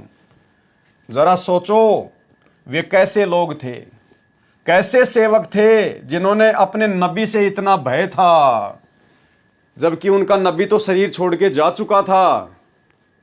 और आज वर्तमान में सतगुरु रामपाल जी भगवान धरती पर प्रकट हैं, उसके बावजूद भी सतलोक आश्रम मैनेजमेंट हरियाणा को, गुरुदेव के बेटा बेटी भाई बंधु रिश्तेदारों को इनका जर्रा सा भी खौफ नहीं है, जर्रा सा भी डर नहीं है, जर्रा सा भी। सारे उल्टे कर्म। जरा सोचो वे कैसे लोग थे, कैसे सेवक थे जिन्होंने अपने नबी से इतना भय था कि कहीं मुझे मेरा नबी और मेरा अल्लाह नाराज ना हो जाए। उन्होंने सच्चे दिल से सेवा निभाई और कोई गुरूर गुमान और जाति का अभिमान नहीं था। भाई और बहनों, वर्तमान में परमात्मा धरती पर है, अल्लाह धरती पर है संत रामपाल जी की शक्ल में। और इस 7, 8, 9 सितंबर 2024 को इन सभी सतलोक आश्रमों में सतगुरु रामपाल जी परमेश्वर जी को मानुष समझकर उनका जन्मदिन मनाया गया, अवतरण दिवस के नाम पर। और उत्तर प्रदेश के शामली आश्रम में एक भगत अपनी पत्नी से मिलने गया था, उसको समझाने के लिए गया था, जिनकी रमैनी 2019 में पहले तो चंडीगढ़ हाईकोर्ट में हुई, उसके बाद आश्रम में आकर उन्होंने रमैनी की, जैसा आश्रम वालों ने कहा। उसने अपनी पत्नी को पढ़ाया लिखाया, दोनों भगत। उसके बाद वो डॉक्टर बन गई, और डॉक्टर बनने के बाद में उसने अपने पति को तलाक दे दिया कि मैं अब तेरे साथ में नहीं रहना चाहती, क्योंकि आश्रम में उसका किसी दूसरे भगत के साथ में चक्कर हो गया। उसने किसी दूसरे भगत को पसंद कर लिया, और जिसने पढ़ा लिखा के डॉक्टर बनाया उस भगत को छोड़ दिया, उससे अलग हो गई। कोर्ट में उनका मुकदमा चल रहा है। तो वो भगत बेचारा जो हरियाणा के फतेहाबाद का था, वो शामली आश्रम में गया कि भाई चलो गुरुजी का भंडारा है और उसको समझाएंगे, अगर समझ जाएगी तो भगत है। वो आ गया वहां पर, वो समझाने लगा उसको, उसकी पत्नी का पहले से ही आश्रम वालों के साथ में संपर्क पूरी तरह से, और जो शामली आश्रम का संचालक है देशराज मान, जो कि सतलोक आश्रम वालों का वर्ल्ड कोऑर्डिनेटर है, एक नंबर का गुंडा आदमी है, शकल से भी और आचरण से भी। वही देशराज मान जो 2016 में अपने कुछ गुंडे हरियाणा और दिल्ली से सारनामी लोग 2 गाड़ियां भर के और मुझे जानवर की तरह पीट के गया था, वही देशराज मान सतगुरु रामपाल जी परमेश्वर जी का बुआ का लड़का। उस लड़की ने जाकर शिकायत कर दी तो देशराज और 15-20 लोग आश्रम वाले मुख्य सेवादार उस भगत को एक कमरे में ले गए अंदर और 2 से 3 घंटे तक उस भगत के साथ में जबरदस्त मार पिटाई करी। उसको पट्टों से मारा, डंडों से मारा, और देशराज एक छोटी सी पिस्तौल रखता अपने साथ में। प्रहलाद भगत ने तो कभी डंडा भी नहीं उठाया, और ये संत रामपाल जी के भगत होकर पिस्तौल रखते हैं। ये तो पहचान होती है गुंडों की, बदमाश लोगों की, ये तो पहचान होती है। उस भगत की कनपट्टी पे वो बंदूक रख दी और कोरे कागज पर साइन करवाए और धमकी दी कि हरियाणा छोड़ के भाग जाना, अगर दोबारा दिखाई देगा तो जान से मार देंगे। उसके बाद उस भगत ने FIR करवाई, रिपोर्ट करवाई, अपना मेडिकल करवाया, काफ़ी चोटें उसको लगी हुई है बेचारे को, सारे कागज उसने व्हाट्सएप पे डाले हैं, FIR भी हो गई। पुलिस प्रशासन भी शायद उसके साथ में जाके मौका मुआयना करके आया था। एक छोटा सा वीडियो उस भगत का दिखा देते हैं आपको। तहसील शामली झंझाना थाने के गांव बैदखेड़ी में स्थित सतलोक आश्रम में आज एक युवक की कमरे में बंद करके घंटों पिटाई किए जाने का आरोप है। पीड़ित का कहना है कि पिस्टल दिखाकर पत्नी को छोड़ने और शामली छोड़कर भाग जाने और आश्रम में कोई पिटाई न किए जाने के बारे में लिखवाकर जबरदस्ती हस्ताक्षर कराए गए हैं। हरियाणा के फतेहाबाद के मूल निवासी और शामली के हाल निवासी अजय कुमार पुत्र प्रेमचंद ने बताया कि वह सतलोक आश्रम का समर्थक है और 2019 में उसकी शादी चंडीगढ़ हाई कोर्ट में होने के बाद फिर इसी आश्रम में हुई थी। अब पति पत्नी के बीच विवाद चल रहा है जो कोर्ट में विचाराधीन है। इधर बेदखेड़ी सतलोक आश्रम में आज 3 दिवसीय कार्यक्रम का पहला दिन था। इस कार्यक्रम में अजय कुमार और उसकी पत्नी भी मौजूद थे। अजय कुमार का आरोप है कि आश्रम के कुछ ठेकेदारों ने गुंडई दिखाते हुए एक कमरे में ले जाकर उसके साथ मारपीट की और पिस्तौल दिखाकर कोरे कागज पर दस्तखत ही नहीं कराए बल्कि पत्नी को छोड़कर हरियाणा भाग जाने तथा आश्रम में कोई मार पिटाई न किए जाने को भी लिखवाया गया। बाद में पुलिस को लिखित सूचना दी गई। तहरीर में आश्रम के प्रबंधक देशराज और प्रबंध कमेटी के सदस्य हरदेश दास, थाना भवन का शिवम तथा मेहता सेवादार को आरोपी बनाया गया है। हरदेश दास ने बताया कि यह आश्रम में गलत तरीके से वीडियो बना रहा था और किसी महिला के साथ छेड़छाड़ की घटना बताई गई है। हरदोष ने आरोप निराधार बताते हुए पति पत्नी के विवाद में कुछ नहीं बताया और इसके अलावा हरदेश ने कोई बाइट देने से भी इनकार किया है। थाना प्रभारी निरीक्षक ने बताया कि पति पत्नी का विवाद कोर्ट में चल रहा है। आश्रम में मार पिटाई की सूचना मिली है, मेडिकल कराकर जांच पड़ताल की जा रही है। ऊन तहसील शामली से सनी सैनी की रिपोर्ट।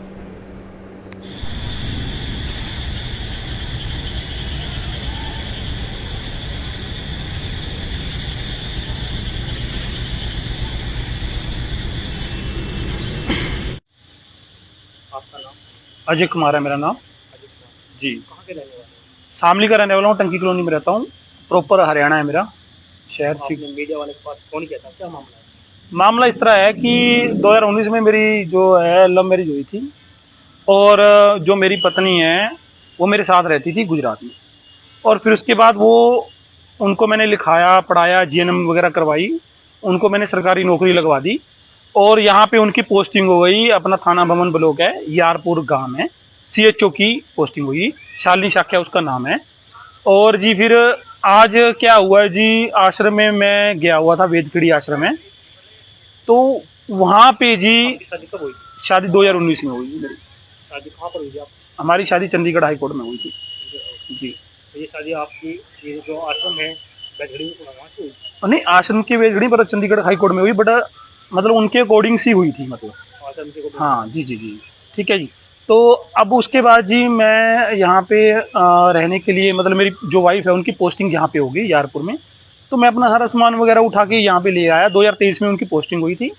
पोस्टिंग के दौरान जी वो फिर अपने बयान उन्होंने चेंज कर दिए, वो मेरे साथ मतलब मना कर दी रहने के लिए। अब आज आश्रम में, सतलोक आश्रम वेदखेड़ी है, आश्रम बुरा नहीं है, पर वहां पे जो आज मेरे साथ हुआ, जो करवाने वाले हैं उनका आपको नाम बता रहा हूं, उन्होंने मेरे साथ बहुत ही अत्याचार किए और मुझे एक बंद कमरे में ले जाकर 15-20 लोगों ने बहुत मारा पीटा और मुझे जान से मारने की धमकी दी। और कई जगह मुझे गुम चोटें भी आई हुई हैं, मेडिकल भी करवाया गया है, जिंजाना, और पिस्टल मेरी कनपटी पे रखकर उन्होंने, हाँ जी हाँ जी, किसने रखा कम पे?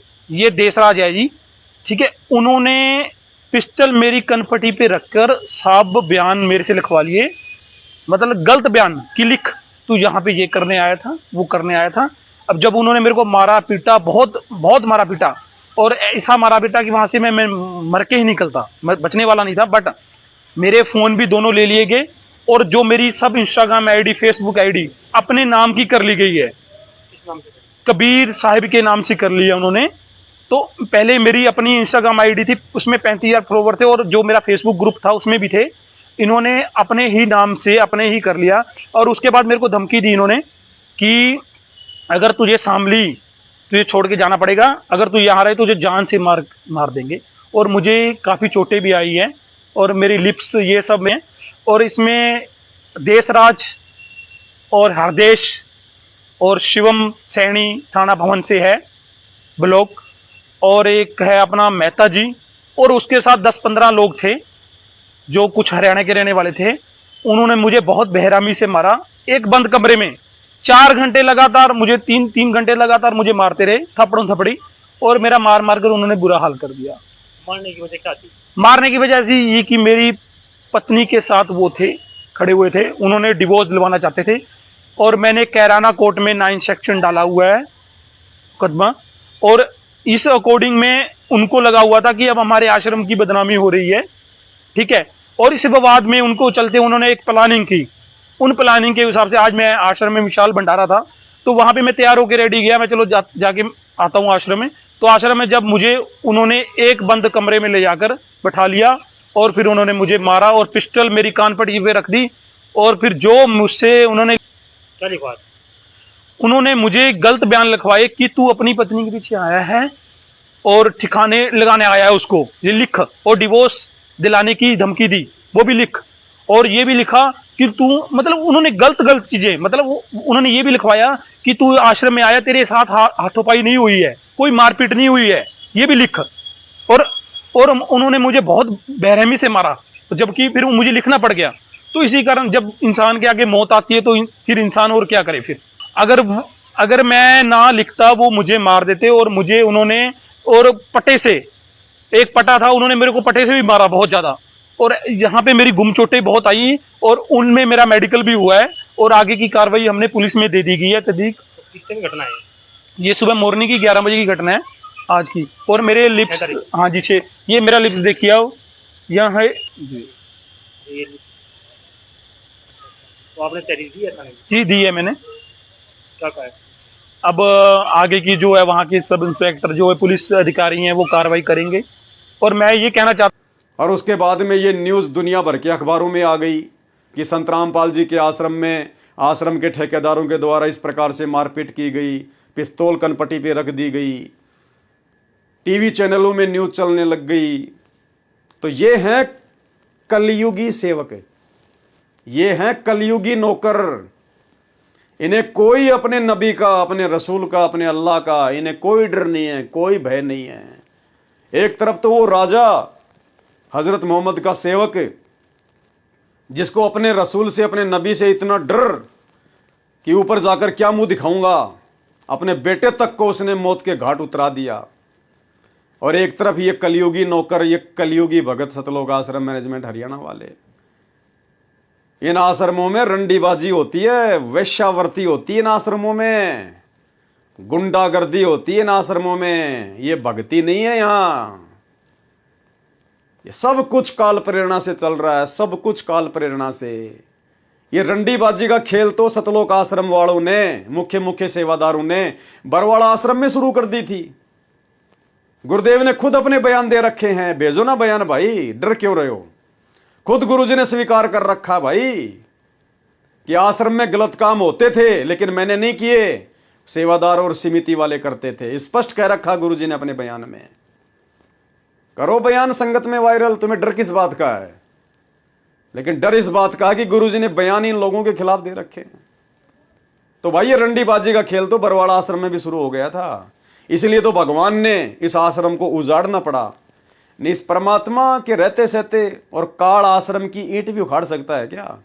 लेकिन जानबूझ के परमात्मा ने आश्रम को उखाड़ा, क्योंकि वहां पर गंदगी इतनी फैल गई थी। और अब तो वो जेल में बैठे जाके, और बाहर किसी को कोई डर नहीं, किसी को कोई भय नहीं, क्योंकि जो व्यक्ति गुरु को मानुष मानकर उसके साथ में रहता है उसको कोई डर नहीं होता, कोई भय नहीं होता उसको। तो सारे उल्टे काम इन सतलोक आश्रमों में होते हैं। एक जयपुर के नामदान संचालक का एक ऑडियो वायरल हो रही है, एक लड़की के साथ में सरेआम वैश्यावर्ती हो रही है। बताओ, जयपुर नामदान संचालक है कोई, पहले तो उसको प्रहलाद संभालता था, प्रहलाद हरसोलिया, फिर उसका छोटा भाई, उसकी ऑडियो वायरल हो रही है, सोजत आश्रम से कोई लड़की के साथ उसका चक्कर चल रहा है। तो सरेआम वैश्यावर्ती, सरेआम रंडीबाजी, सरेआम गुंडागर्दी। एक बिहार के नामदान सेंटर वाले की कैसे मारपीट का ऑडियो आया था। सत्संग के बहाने एक बहन को बुलाया, उसके साथ में बलात्कार किया, पुलिस FIR हो गई। सरेआम रंडीबाजी, सरेआम वैश्यावर्ती इन आश्रमों में, क्योंकि किसी को डर ही नहीं है, कोई भय नहीं है किसी प्रकार का। इनको लगता है संत रामपाल जी पे डबल उम्र कैद की सजा है, और वो तो जेल से बाहर आने नहीं, क्योंकि जो गुरु को मानुष मानता है वो तो यही सोचेगा। और बाहर हमने धार्मिक धंधा सेट कर ही लिया, आश्रम खोल ही लिए। संगत मूर्ख है, नादान है, नए नए लोग जुड़ते जाएंगे। अगर कोई पुराने लोग समझ भी जाएं, अगर हट भी जाएंगे, तो नए नए तो जुड़ ही रहे हैं, इनका काम तो चल ही रहा है। तो भाई और बहनों, दास क्या होते हैं, सेवक क्या होते हैं, भगत क्या होते हैं, भक्ति क्या होती है, नियम मर्यादा क्या है, ये इस पुस्तक के माध्यम से समझाया जा रहा है। जिसने राजा होते हुए भी अपने लड़के को मौत के घाट उतार दिया, ऐसे होते हैं सेवक, भगवान से डर के सेवा करने वाले। और आने वाले समय में ये परमात्मा सतगुरु रामपाल जी इस देश की शासन व्यवस्था ऐसे ही नेक नीति वाले भक्तों के हाथों में सौंपेंगे। वर्तमान में जो उनका परिवार है, उनके बेटा बेटी, भाई बंधु, रिश्तेदार, ये कोऑर्डिनेटर, इन गुंडों के हाथों में परमात्मा ये शासन व्यवस्था नहीं देंगे। इन गुंडों का तो नामो निशान भी नहीं मिलेगा संत रामपाल जी जब बाहर आएंगे उस समय। 2028 युग परिवर्तन का समय है, 4 साल हैं। 4 साल में तो इन लोगों की हालत ऐसी हो जाएगी जैसे गधे के सिर से सींग गायब हो जाते हैं, क्योंकि इन्होंने अपने कर्म हद से ज्यादा बिगाड़ लिए। संत रामपाल जी महाराज के हम सब उन्मति हैं, यानी हम उनके ऋणी हैं। संत रामपाल जी महाराज के हम सब उम्मती हैं। हमारा व्यवहार शीशे जैसा साफ होना चाहिए। सतगुरु से हम कुछ छुपा नहीं सकते। अगर कोई छुपा रहा है, अपने आप में शाना बन रहा है, वो दुनिया का सबसे महामूर्ख आदमी है। हमारा व्यवहार शीशे जैसा साफ होना चाहिए। यदि हम दगाबाज हैं तो हम अपना नहीं, परमात्मा का अपमान कर रहे हैं। यानी मर्यादा तोड़कर यदि हम कोई गफलत कर रहे हैं तो हम अपना नहीं, अपने गुरुजी की बेइज्जती कर रहे हैं, अपने गुरुजी का अपमान कर रहे हैं। क्योंकि हमारी अपनी कोई पहचान नहीं है। हमें यदि दुनिया जानती है तो अपने गुरुजी के नाम से जानती है, गुरुजी के आधार से जानती है। यदि हम दगाबाज हैं तो हम अपना नहीं, परमात्मा का अपमान कर रहे हैं, परमात्मा की रहमत का अपमान कर रहे हैं। हमने भक्ति मार्ग को मजाक समझ लिया है। ये राजनीतियां, अभी अक्टूबर के महीने में हरियाणा में इलेक्शन है विधानसभा के, आ जाएंगे पेड़े पर्चे 5-10 दिन में, देख लेना। गुरुजी का आदेश है, बीजेपी को वोट डालो, बीजेपी को वोट डालो, ज़्यादा से ज़्यादा अपने रिश्तेदारों को कहो, नहीं डालोगे तो गुरुद्रोही कर दिए जाओगे, आश्रम में नो एंट्री कर दी जाएगी। ये ड्रामेबाजियां 2019 से आप और हम देखते आ रहे हैं। हम गुरु महाराज को परमात्मा मानते ही नहीं। यदि मानते होते तो हमारे दिल में इतना खौफ होता कि गुरु महाराज देख रहे हैं, अपने आखिरी दिन तुम गुरु महाराज को क्या मुंह दिखाओगे। ये बचेंगे नहीं मुंह दिखाने के लिए। दिखाएंगे क्या? किस मुंह से उनके सामने जाओगे? वे सारी बातें जानते हैं। हम सत्सेवकों ने तो अपने मोबाइल की रिंग टोन पे लगा रखी ऑडियो जो परमात्मा ने हिसार जेल से भेजी है। इन आश्रमों में जो वीडियो कॉलिंग होती है ना, तो गुरुदेव ने कहा कि बच्चों ये ना सोचना कि जो वीडियो में दिखाई दे रहे हैं खाली वही देख रहा हूं। परमात्मा अपने आप को छुपाते हुए कह रहे हैं कि ये दास इस वीडियो के अलावा भी सब कुछ देख रहा है, सबको देख रहा है। मेरे भगवान ने मुझे वो दिव्य दृष्टि दे रखी, इतनी ताकत दे रखी है, सबको देख रहा है परमात्मा पल पल। वीडियो कॉलिंग की आवश्यकता तो इसलिए पड़ रही है क्योंकि लोग गुरु जी को मानुस मान रहे हैं। जो गुरु को मानुस मानेगा तो गुरु भी वैसी हरकत करेगा, और जो गुरु को शब्द रूप में मान लेगा तो परमात्मा फिर भगत के साथ शब्द रूप में रहता है। फिर गुरु से बात करने के लिए मोबाइलों की जरूरत नहीं पड़ती। जब दोनों के कनेक्शन सही होते हैं तो फिर मोबाइलों की जरूरत नहीं पड़ती है। परमात्मा कहते हैं शब्द निवास आकाशवाणी यो सतगुरु का रूप है। तो एक छोटा सा ऑडियो जो इन आश्रमों में वीडियो कॉल आती है और गुरुदेव क्या कह रहे हैं, उसके बाद आपको समझ में आ जाना चाहिए कि ये अंतर्यामी परमात्मा है, इनसे कुछ भी छुपा हुआ नहीं है। ये दिव्य दृष्टा है जो दुनिया को दिव्य दृष्टि देता है।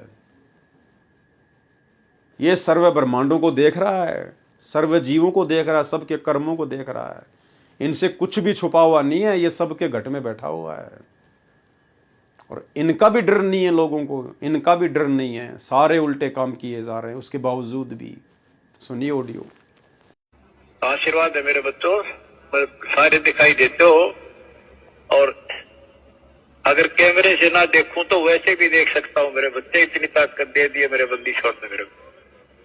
आप चिंता ना करो, जैसे सूर्य सबके साथ होता है ऐसे भगवान और दास को अपने साथ समझना।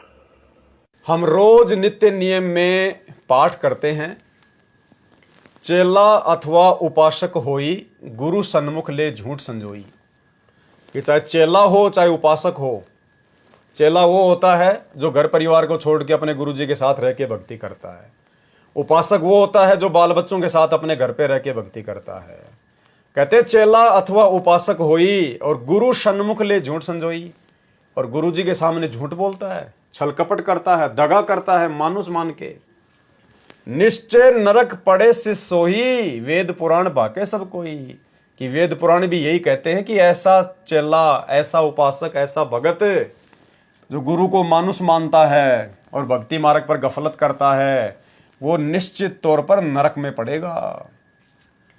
सन्मुख गुरु की आज्ञाधार है। गुरु जी के सामने तो हाँ गुरु जी बिल्कुल सही बात है, गुरु जी बिल्कुल सही गुरु जी, और पीछे थे सकल निवारे, और उनके पीछे से सारे उल्टे काम। जब आश्रम में गुरु जी के सत्संग सुनते थे तो हाँ गुरु जी बिल्कुल सही है गुरु जी, बिल्कुल सही है गुरु जी, और आज उनके जेल जाते ही उनके परिवार के द्वारा, इन कोऑर्डिनेटरों के द्वारा सारे उल्टे काम, और पीछे थे सकल निवारे, उनके पीछे से सारे उल्टे काम, गंदी राजनीति, भक्तों की मर्यादा तोड़वा दी। 100 शिष्य घोर नरक में पड़ी, ऐसा नालायक शिष्य तो नरक में पड़ेगा। यानी भगत होने के बावजूद है, भगत होने के बावजूद जो व्यक्ति इस प्रकार का आचरण करता है वो नरक में पड़ेगा निश्चित तौर पर। और रुधिर राध पीवे नहीं तरे है, रुधिर खून पिएगा, मवाद पिएगा, फिर कभी पार नहीं हो पाएगा। फिर इस बात को हृदय में क्यों नहीं बसाते?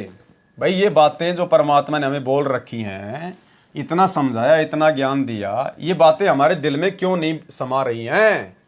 क्योंकि गुरु को मानुस मानने वाला व्यक्ति कभी इन बातों पर ध्यान देगा ही नहीं। उसके दिमाग में ये बातें कभी सेट होंगी नहीं, उसकी बुद्धि कभी खुली ही नहीं सकती।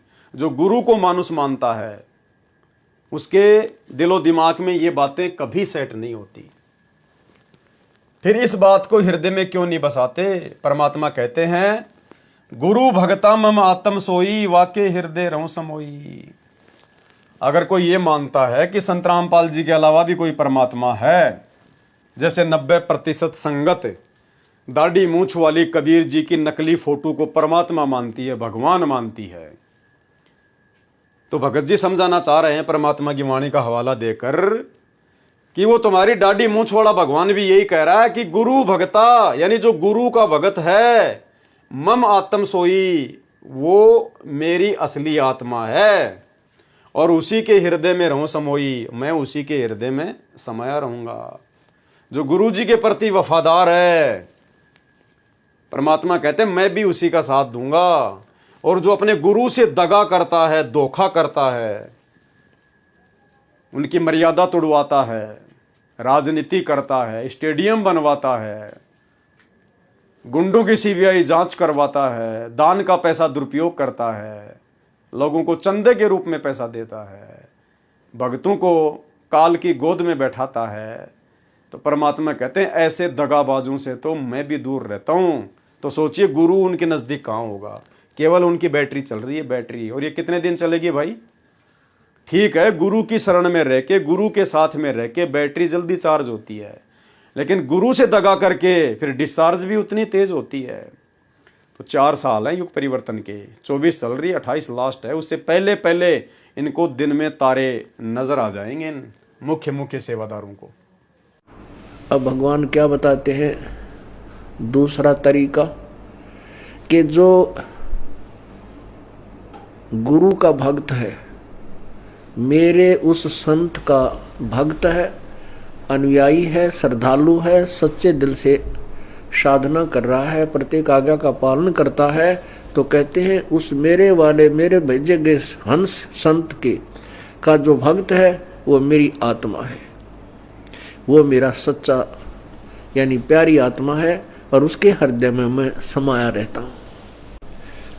आप जी के हृदय में जब तक परमात्मा है, कब तक है? जब तक आप इस दास को भगवान की दृष्टि में देखते हो, तब तक आपके हृदय में प्रभु है। और जब आपके मन में कोई दोष उत्पन्न होने लग जाता है तो काल प्रवेश कर जाता है, प्रभु हट जाता है। क्या कहते हैं भगवान? गुरु भक्ता मम आत्म होई, वाके हृदय रहूं समोई। गुरु का भक्त मेरी आत्मा हो है और उसके हृदय में मैं समाया रहता हूं, अर्थात मेरी ही उपस्थिति बनी रहती है। और जब तक भगवान की उपस्थिति है तो आपकी श्रद्धा भगवान गुरुदेव के प्रति और भक्ति के प्रति एक पूरी निष्ठा बनी रहती है। जो ही आपके हृदय में कोई दोष आता है प्रभु गुरु जी के प्रति, चाहे किसी प्रकार से, चाहे प्रत्यक्ष या अप्रत्यक्ष, परमात्मा आपसे दूर हो जाता है। ऑटोमेटिक सिस्टम है।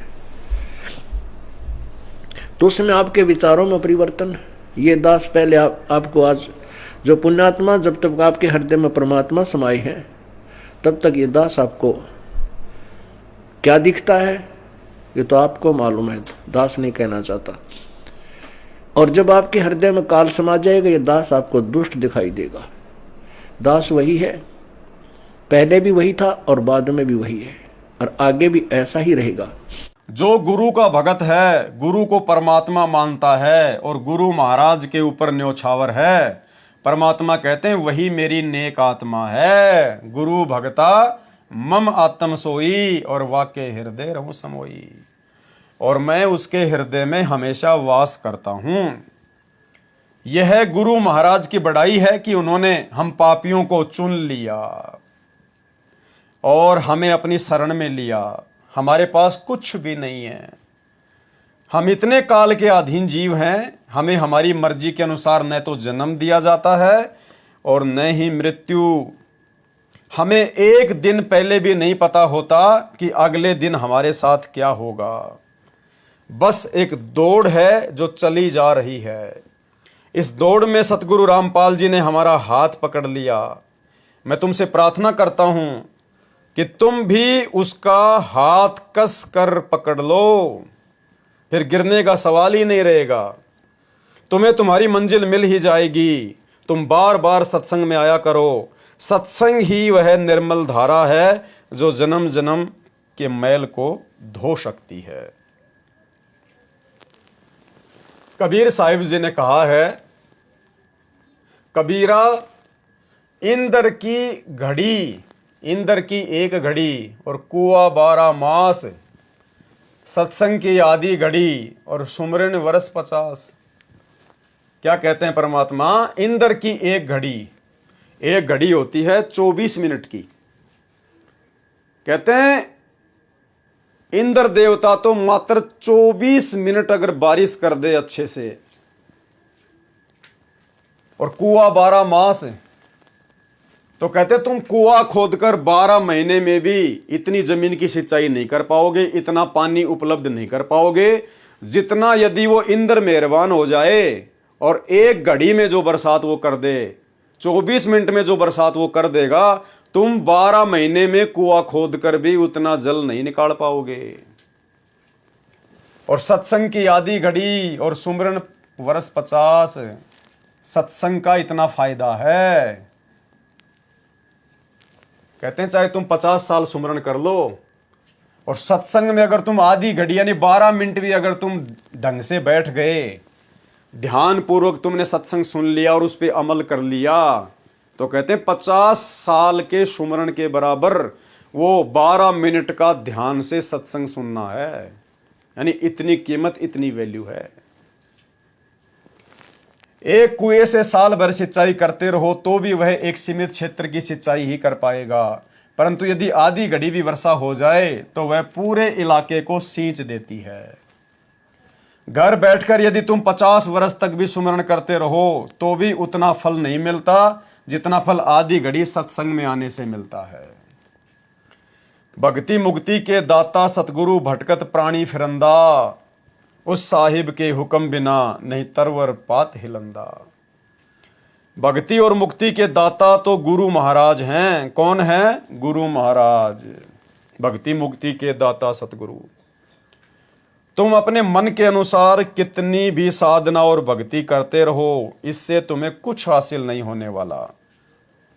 गुरु की कृपा के बिना कुछ भी प्राप्त नहीं हो सकता।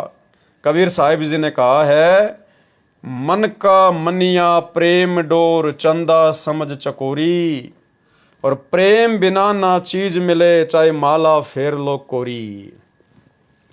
मन का मनिया प्रेम डोर, मन का मनिया यानी सतनाम के सुमरण के विषय में कहा है कि सच्ची श्रद्धा से पूरी मर्यादा में रहते हुए यदि हम मन का मनिया फेरेंगे, सुमरण करेंगे और चंदा समझ चकोरी और अपने गुरुदेव भगवान से चकोर पक्षी की तरह लगाव रखेंगे, कहते हैं प्रेम बिना ना चीज मिले, बिना प्रेम के कोई भक्ति वाली चीज तो मिल ही नहीं सकती। चाहे माला फेर लो कोरी, चाहे कितनी माला फेर लो, कितनी भक्ति कर लो, अगर आपका प्रेम अपने गुरुदेव भगवान में नहीं है तो आपको वो वस्तु कभी भी प्राप्त नहीं हो सकती, चाहे कितने वर्ष साधना कर लो। परमात्मा कहते हैं बिना प्रेम पावे नहीं, चाहे करोड़ समाधि लाओ। तो सतगुरु में प्रेम कब उपजेगा? जब हम सतगुरु को परमात्मा की दृष्टि से देखेंगे। भाई जब हम पतिव्रता पद पर आएंगे तभी तो हमारे अंदर वो प्रेम उपजेगा। अगर हमारे 2-2 भगवान, 3-3 भगवान, 4-4 भगवान मान के चलेंगे तो कैसे प्रेम उपजेगा? एक औरत के 4 पति हों, 2 पति हों, तो कैसे वो सबको समान रूप से प्यार करेगी? कर ही नहीं सकती। तो संगत दाढ़ी मूछ वाले कबीर जी की फोटो को भी भगवान मान रही है, संत रामपाल जी को भी अपना गुरु मान रही है, दादा गुरु जी की फोटो भी रखी है दरबार में, पंडित चितानंद जी की फोटो रखी है, गरीबदास जी की रखी है। तो हम तो द्रौपदी बन के घूम रहे हैं, हमारे तो 5-5 पति हैं, प्रेम कहाँ से उपजेगा? तो ये दया भी साध संगत से जुड़े हुए भाई बहनों के ऊपर परमात्मा ने बख्शी है। आज सतगुरु से यदि किसी का असली प्रेम है, असली लगाव है, तो केवल साध संगति से जुड़े हुए भाई बहनों का है। यदि गुरु महाराज से प्रेम ही नहीं, उनसे लगाव ही नहीं, तो फिर तुम्हारी भक्ति उधारी है, अधूरी है। प्रेम बिना भगत नहीं बन सकते, प्रेम बिना भगत के लक्षण नहीं प्राप्त हो सकते। दया गरीबी बंदगी सुमता सील करार, ये लक्षण है भगत के, कहे कबीर विचार। और ये सारी बातें बंदी छोड़ सतगुरु रामपाल जी भगवान के अतिरिक्त और कोई नहीं समझा सकता। यानी जो ज्ञान गुरुदेव भगवान ने दे दिया, अब उसके अलावा कुछ भी बाकी नहीं है भगत बनने के लिए। और अगर अब भी किसी के समझ में ये बातें नहीं आई है, नहीं आ रही है, तो फिर दूसरा कोई रास्ता नहीं है। वही पूर्ण पुरुष हैं, वही पूर्ण परमात्मा हैं, वही आदि पुरुष हैं जिन्होंने सब खंड ब्रह्मांड की रचना की। जो ऐसे गुरु को छोड़कर अन्य उपासना में सम्मिलित रहता है तथा सतगुरु के गुण बुलाकर अपनी मौज में मस्त रहता है, वह तो यमदूतों की खुराक है। इन आश्रमों से जुड़ी हुई संगत और ये जितने भी सेवादार हैं, गुरु जी के परिवार वाले हैं, ये सब यमदूतों की खुराक है, यमदूतों की खुराक है। क्योंकि इनमें से कोई भी अपने गुरु को परमात्मा नहीं मानता। सिर पर हाथ धर्यो सतगुरु ने, तोड़ दिया सब भ्रम का जाड़ा। ऐसे गुरु तज करे आन उपासत, सो नर नरक पड़े तत्काला। गुरु को छोड़ गैर गुण गावे, आन भजे उसका मुंह काला। यानी सिर पर हाथ धर्यो सतगुरु ने, तोड़ दिया सब भ्रम का जाड़ा। सतगुरु ने आशीर्वाद दिया, सिर पर हाथ रखा, अपना तत्व ज्ञान दिया, सारी शंकाओं का समाधान कर दिया, सारे भ्रम का नाश कर दिया। ऐसे गुरु तज करे आन उपासत, जो ऐसे गुरु को छोड़कर और दूसरों की उपासना करता है, दूसरों के कहने पर ज्यादा चलता है, गुरु को तजे भजे जो आना, आता पशुओं को फोकट ज्ञाना। आज ये 90% संगत जो सतलोक आश्रमों से जुड़ी हुई है, ये अपने गुरुजी को छोड़कर गुरुजी के परिवार को महत्व दे रही है, उनकी बेबुनियादी और मनमाने आचरण वाली बातों को महत्व दे रही है, उनके कुकर्मों में उनका सहयोग कर रही है, आर्थिक रूप से, शारीरिक रूप से। तो क्या कहते हैं यहां पर कि गुरु को तज करे आन उपासत, सो नर नरक पड़े तत्काला। वो फिर नरक में जाएगा, चाहे कितना बड़ा भगत है। गुरु को छोड़ गैर गुण गावे, ये तो राजनेताओं के गुण गाते फिर रहे हैं अपने सतगुरु को छोड़कर, आश्रम वाले। और आन बजे उसका मुंह काड़ा, इनका तो मुंह काड़ा होगा अंत में। आज तक सनातन धर्म में हजारों लाखों ऋषि मुनि हुए, परंतु किसी ने भी इतना निर्णायक ज्ञान नहीं दिया, क्योंकि वे स्वयं भी तत्व ज्ञान से परिचित नहीं थे। बंदी छोड़ सतगुरु रामपाल जी भगवान ने हम नादान जीवों पर दया करी है। इस सतगुरु महाराज के जितने भी गुण गाए जाएं वे कम हैं।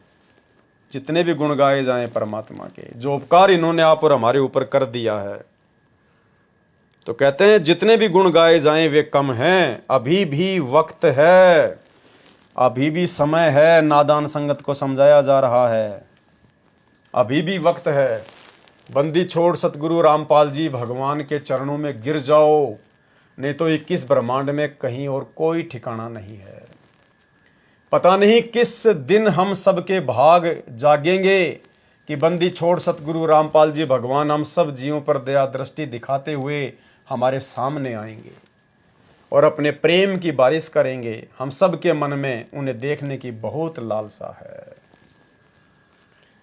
मेरे चंदा को दिया है छुपाए, या माया रंग बादली बनी। क्या कह रहे हैं भगत जी कि मेरे चंदा यानी मेरी सबसे शीतल वस्तु, सबसे सुंदर मेरे गुरुदेव भगवान को छुपा दिया है, या माया रंग बादली बनी। जैसे बादल बीच में आ जाते हैं, चांद की रोशनी छुप जाती है। काया अंदर आप बसत है, जो पत्थर में आग। यानी सतगुरु अपने भगत के साथ में कैसे रहता है? जैसे काया के अंदर परमात्मा सबके घट में बैठा हुआ है, जैसे पत्थर के अंदर आग होती है, अग्नि होती है। चेत मेरी सुरता हरि मिलन को, चकमक होकर लाग। चेत मेरी सुरता, चेतना यानी थोड़ी जाग, सुरता यानी आत्मा, हरि मिलन को चकमक होकर लाग। चोर चुराई तूंबड़ी और जल में दाबण जाए, वो दाबी व उभरी करनी तो छानी नाही। काम क्रोध का बना बादला, गरज रहो अहंकार। आशा तृष्णा बनी बिजली, भीज रहो संसार। यानी ये अवगुण हैं जो जीव को भक्ति से दूर रखते हैं। प्रेम पवन जब से चली, बादल दिया उड़ाए। कहे कबीर सुनो बे साधो, चंदो भी दिखे हुए आए। तो इस कदर हम जब हमारे गुरुदेव भगवान से प्रेम करेंगे, हमारा प्रेम उमड़ेगा इनके प्रति। और प्रेम कब उमड़ेगा? जब हम गुरु को भगवान मानेंगे, गुरु को परमात्मा मानकर उनके साथ परमात्मा जैसा व्यवहार करेंगे। जब हम इनकी भक्ति को मर्यादाओं में रहकर करेंगे तो ऑटोमेटिक भक्ति का असर होगा, भक्ति का प्रभाव होगा, प्रेम हमारे अंदर उमड़ेगा। अन्यथा आप जी मर्यादा तोड़कर चाहे कितने बड़े भगत बन लीजिए, वो प्रेम आपके हृदय में गुरु के प्रति उमड़ ही नहीं सकता।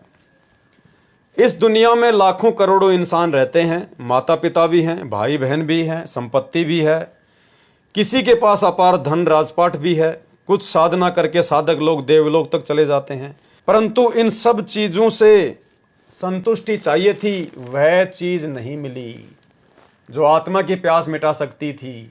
इस संदर्भ में संत सुंदरदास जी, जो दादू साहिब जी के शिष्य हैं, क्या कहते हैं? मात मिले पुनितात मिले, सुत भ्रात मिले युति सुखदाई। कि भाई माँ भी मिल जाती है, तात यानी जो पिता होता है वो भी मिल जाए, सुत यानी बेटा भी मिल जाए, भाई भी मिल जाए, और सुखदाई औरत भी मिल जाए। राज मिले, राजपाट भी मिल जाता है इंसान को। गजबाज मिले, हाथी घोड़े भी मिल जाते हैं। सब साज मिले मनवांछित पाई, सब मनवांछित चीजें भी इंसान को प्राप्त हो जाती हैं। लोक मिले सुरलोक मिले, यानी यहाँ का भी आप राजा बन जाओगे, देवलोक भी आपको मिल सकता है। विधि लोक मिले बैकुंठा जाई, आप बैकुंठ में भी जा सकते हैं। सुंदर और मिले सुख सब, संत समागम है दुर्लभ भाई। यानी दुनिया में हर चीज सुलभ है, लेकिन संत समागम, सच्चे संत का सत्संग, सच्चे संत की शरण, कहते हैं ये दुनिया में सबसे ज्यादा दुर्लभ है।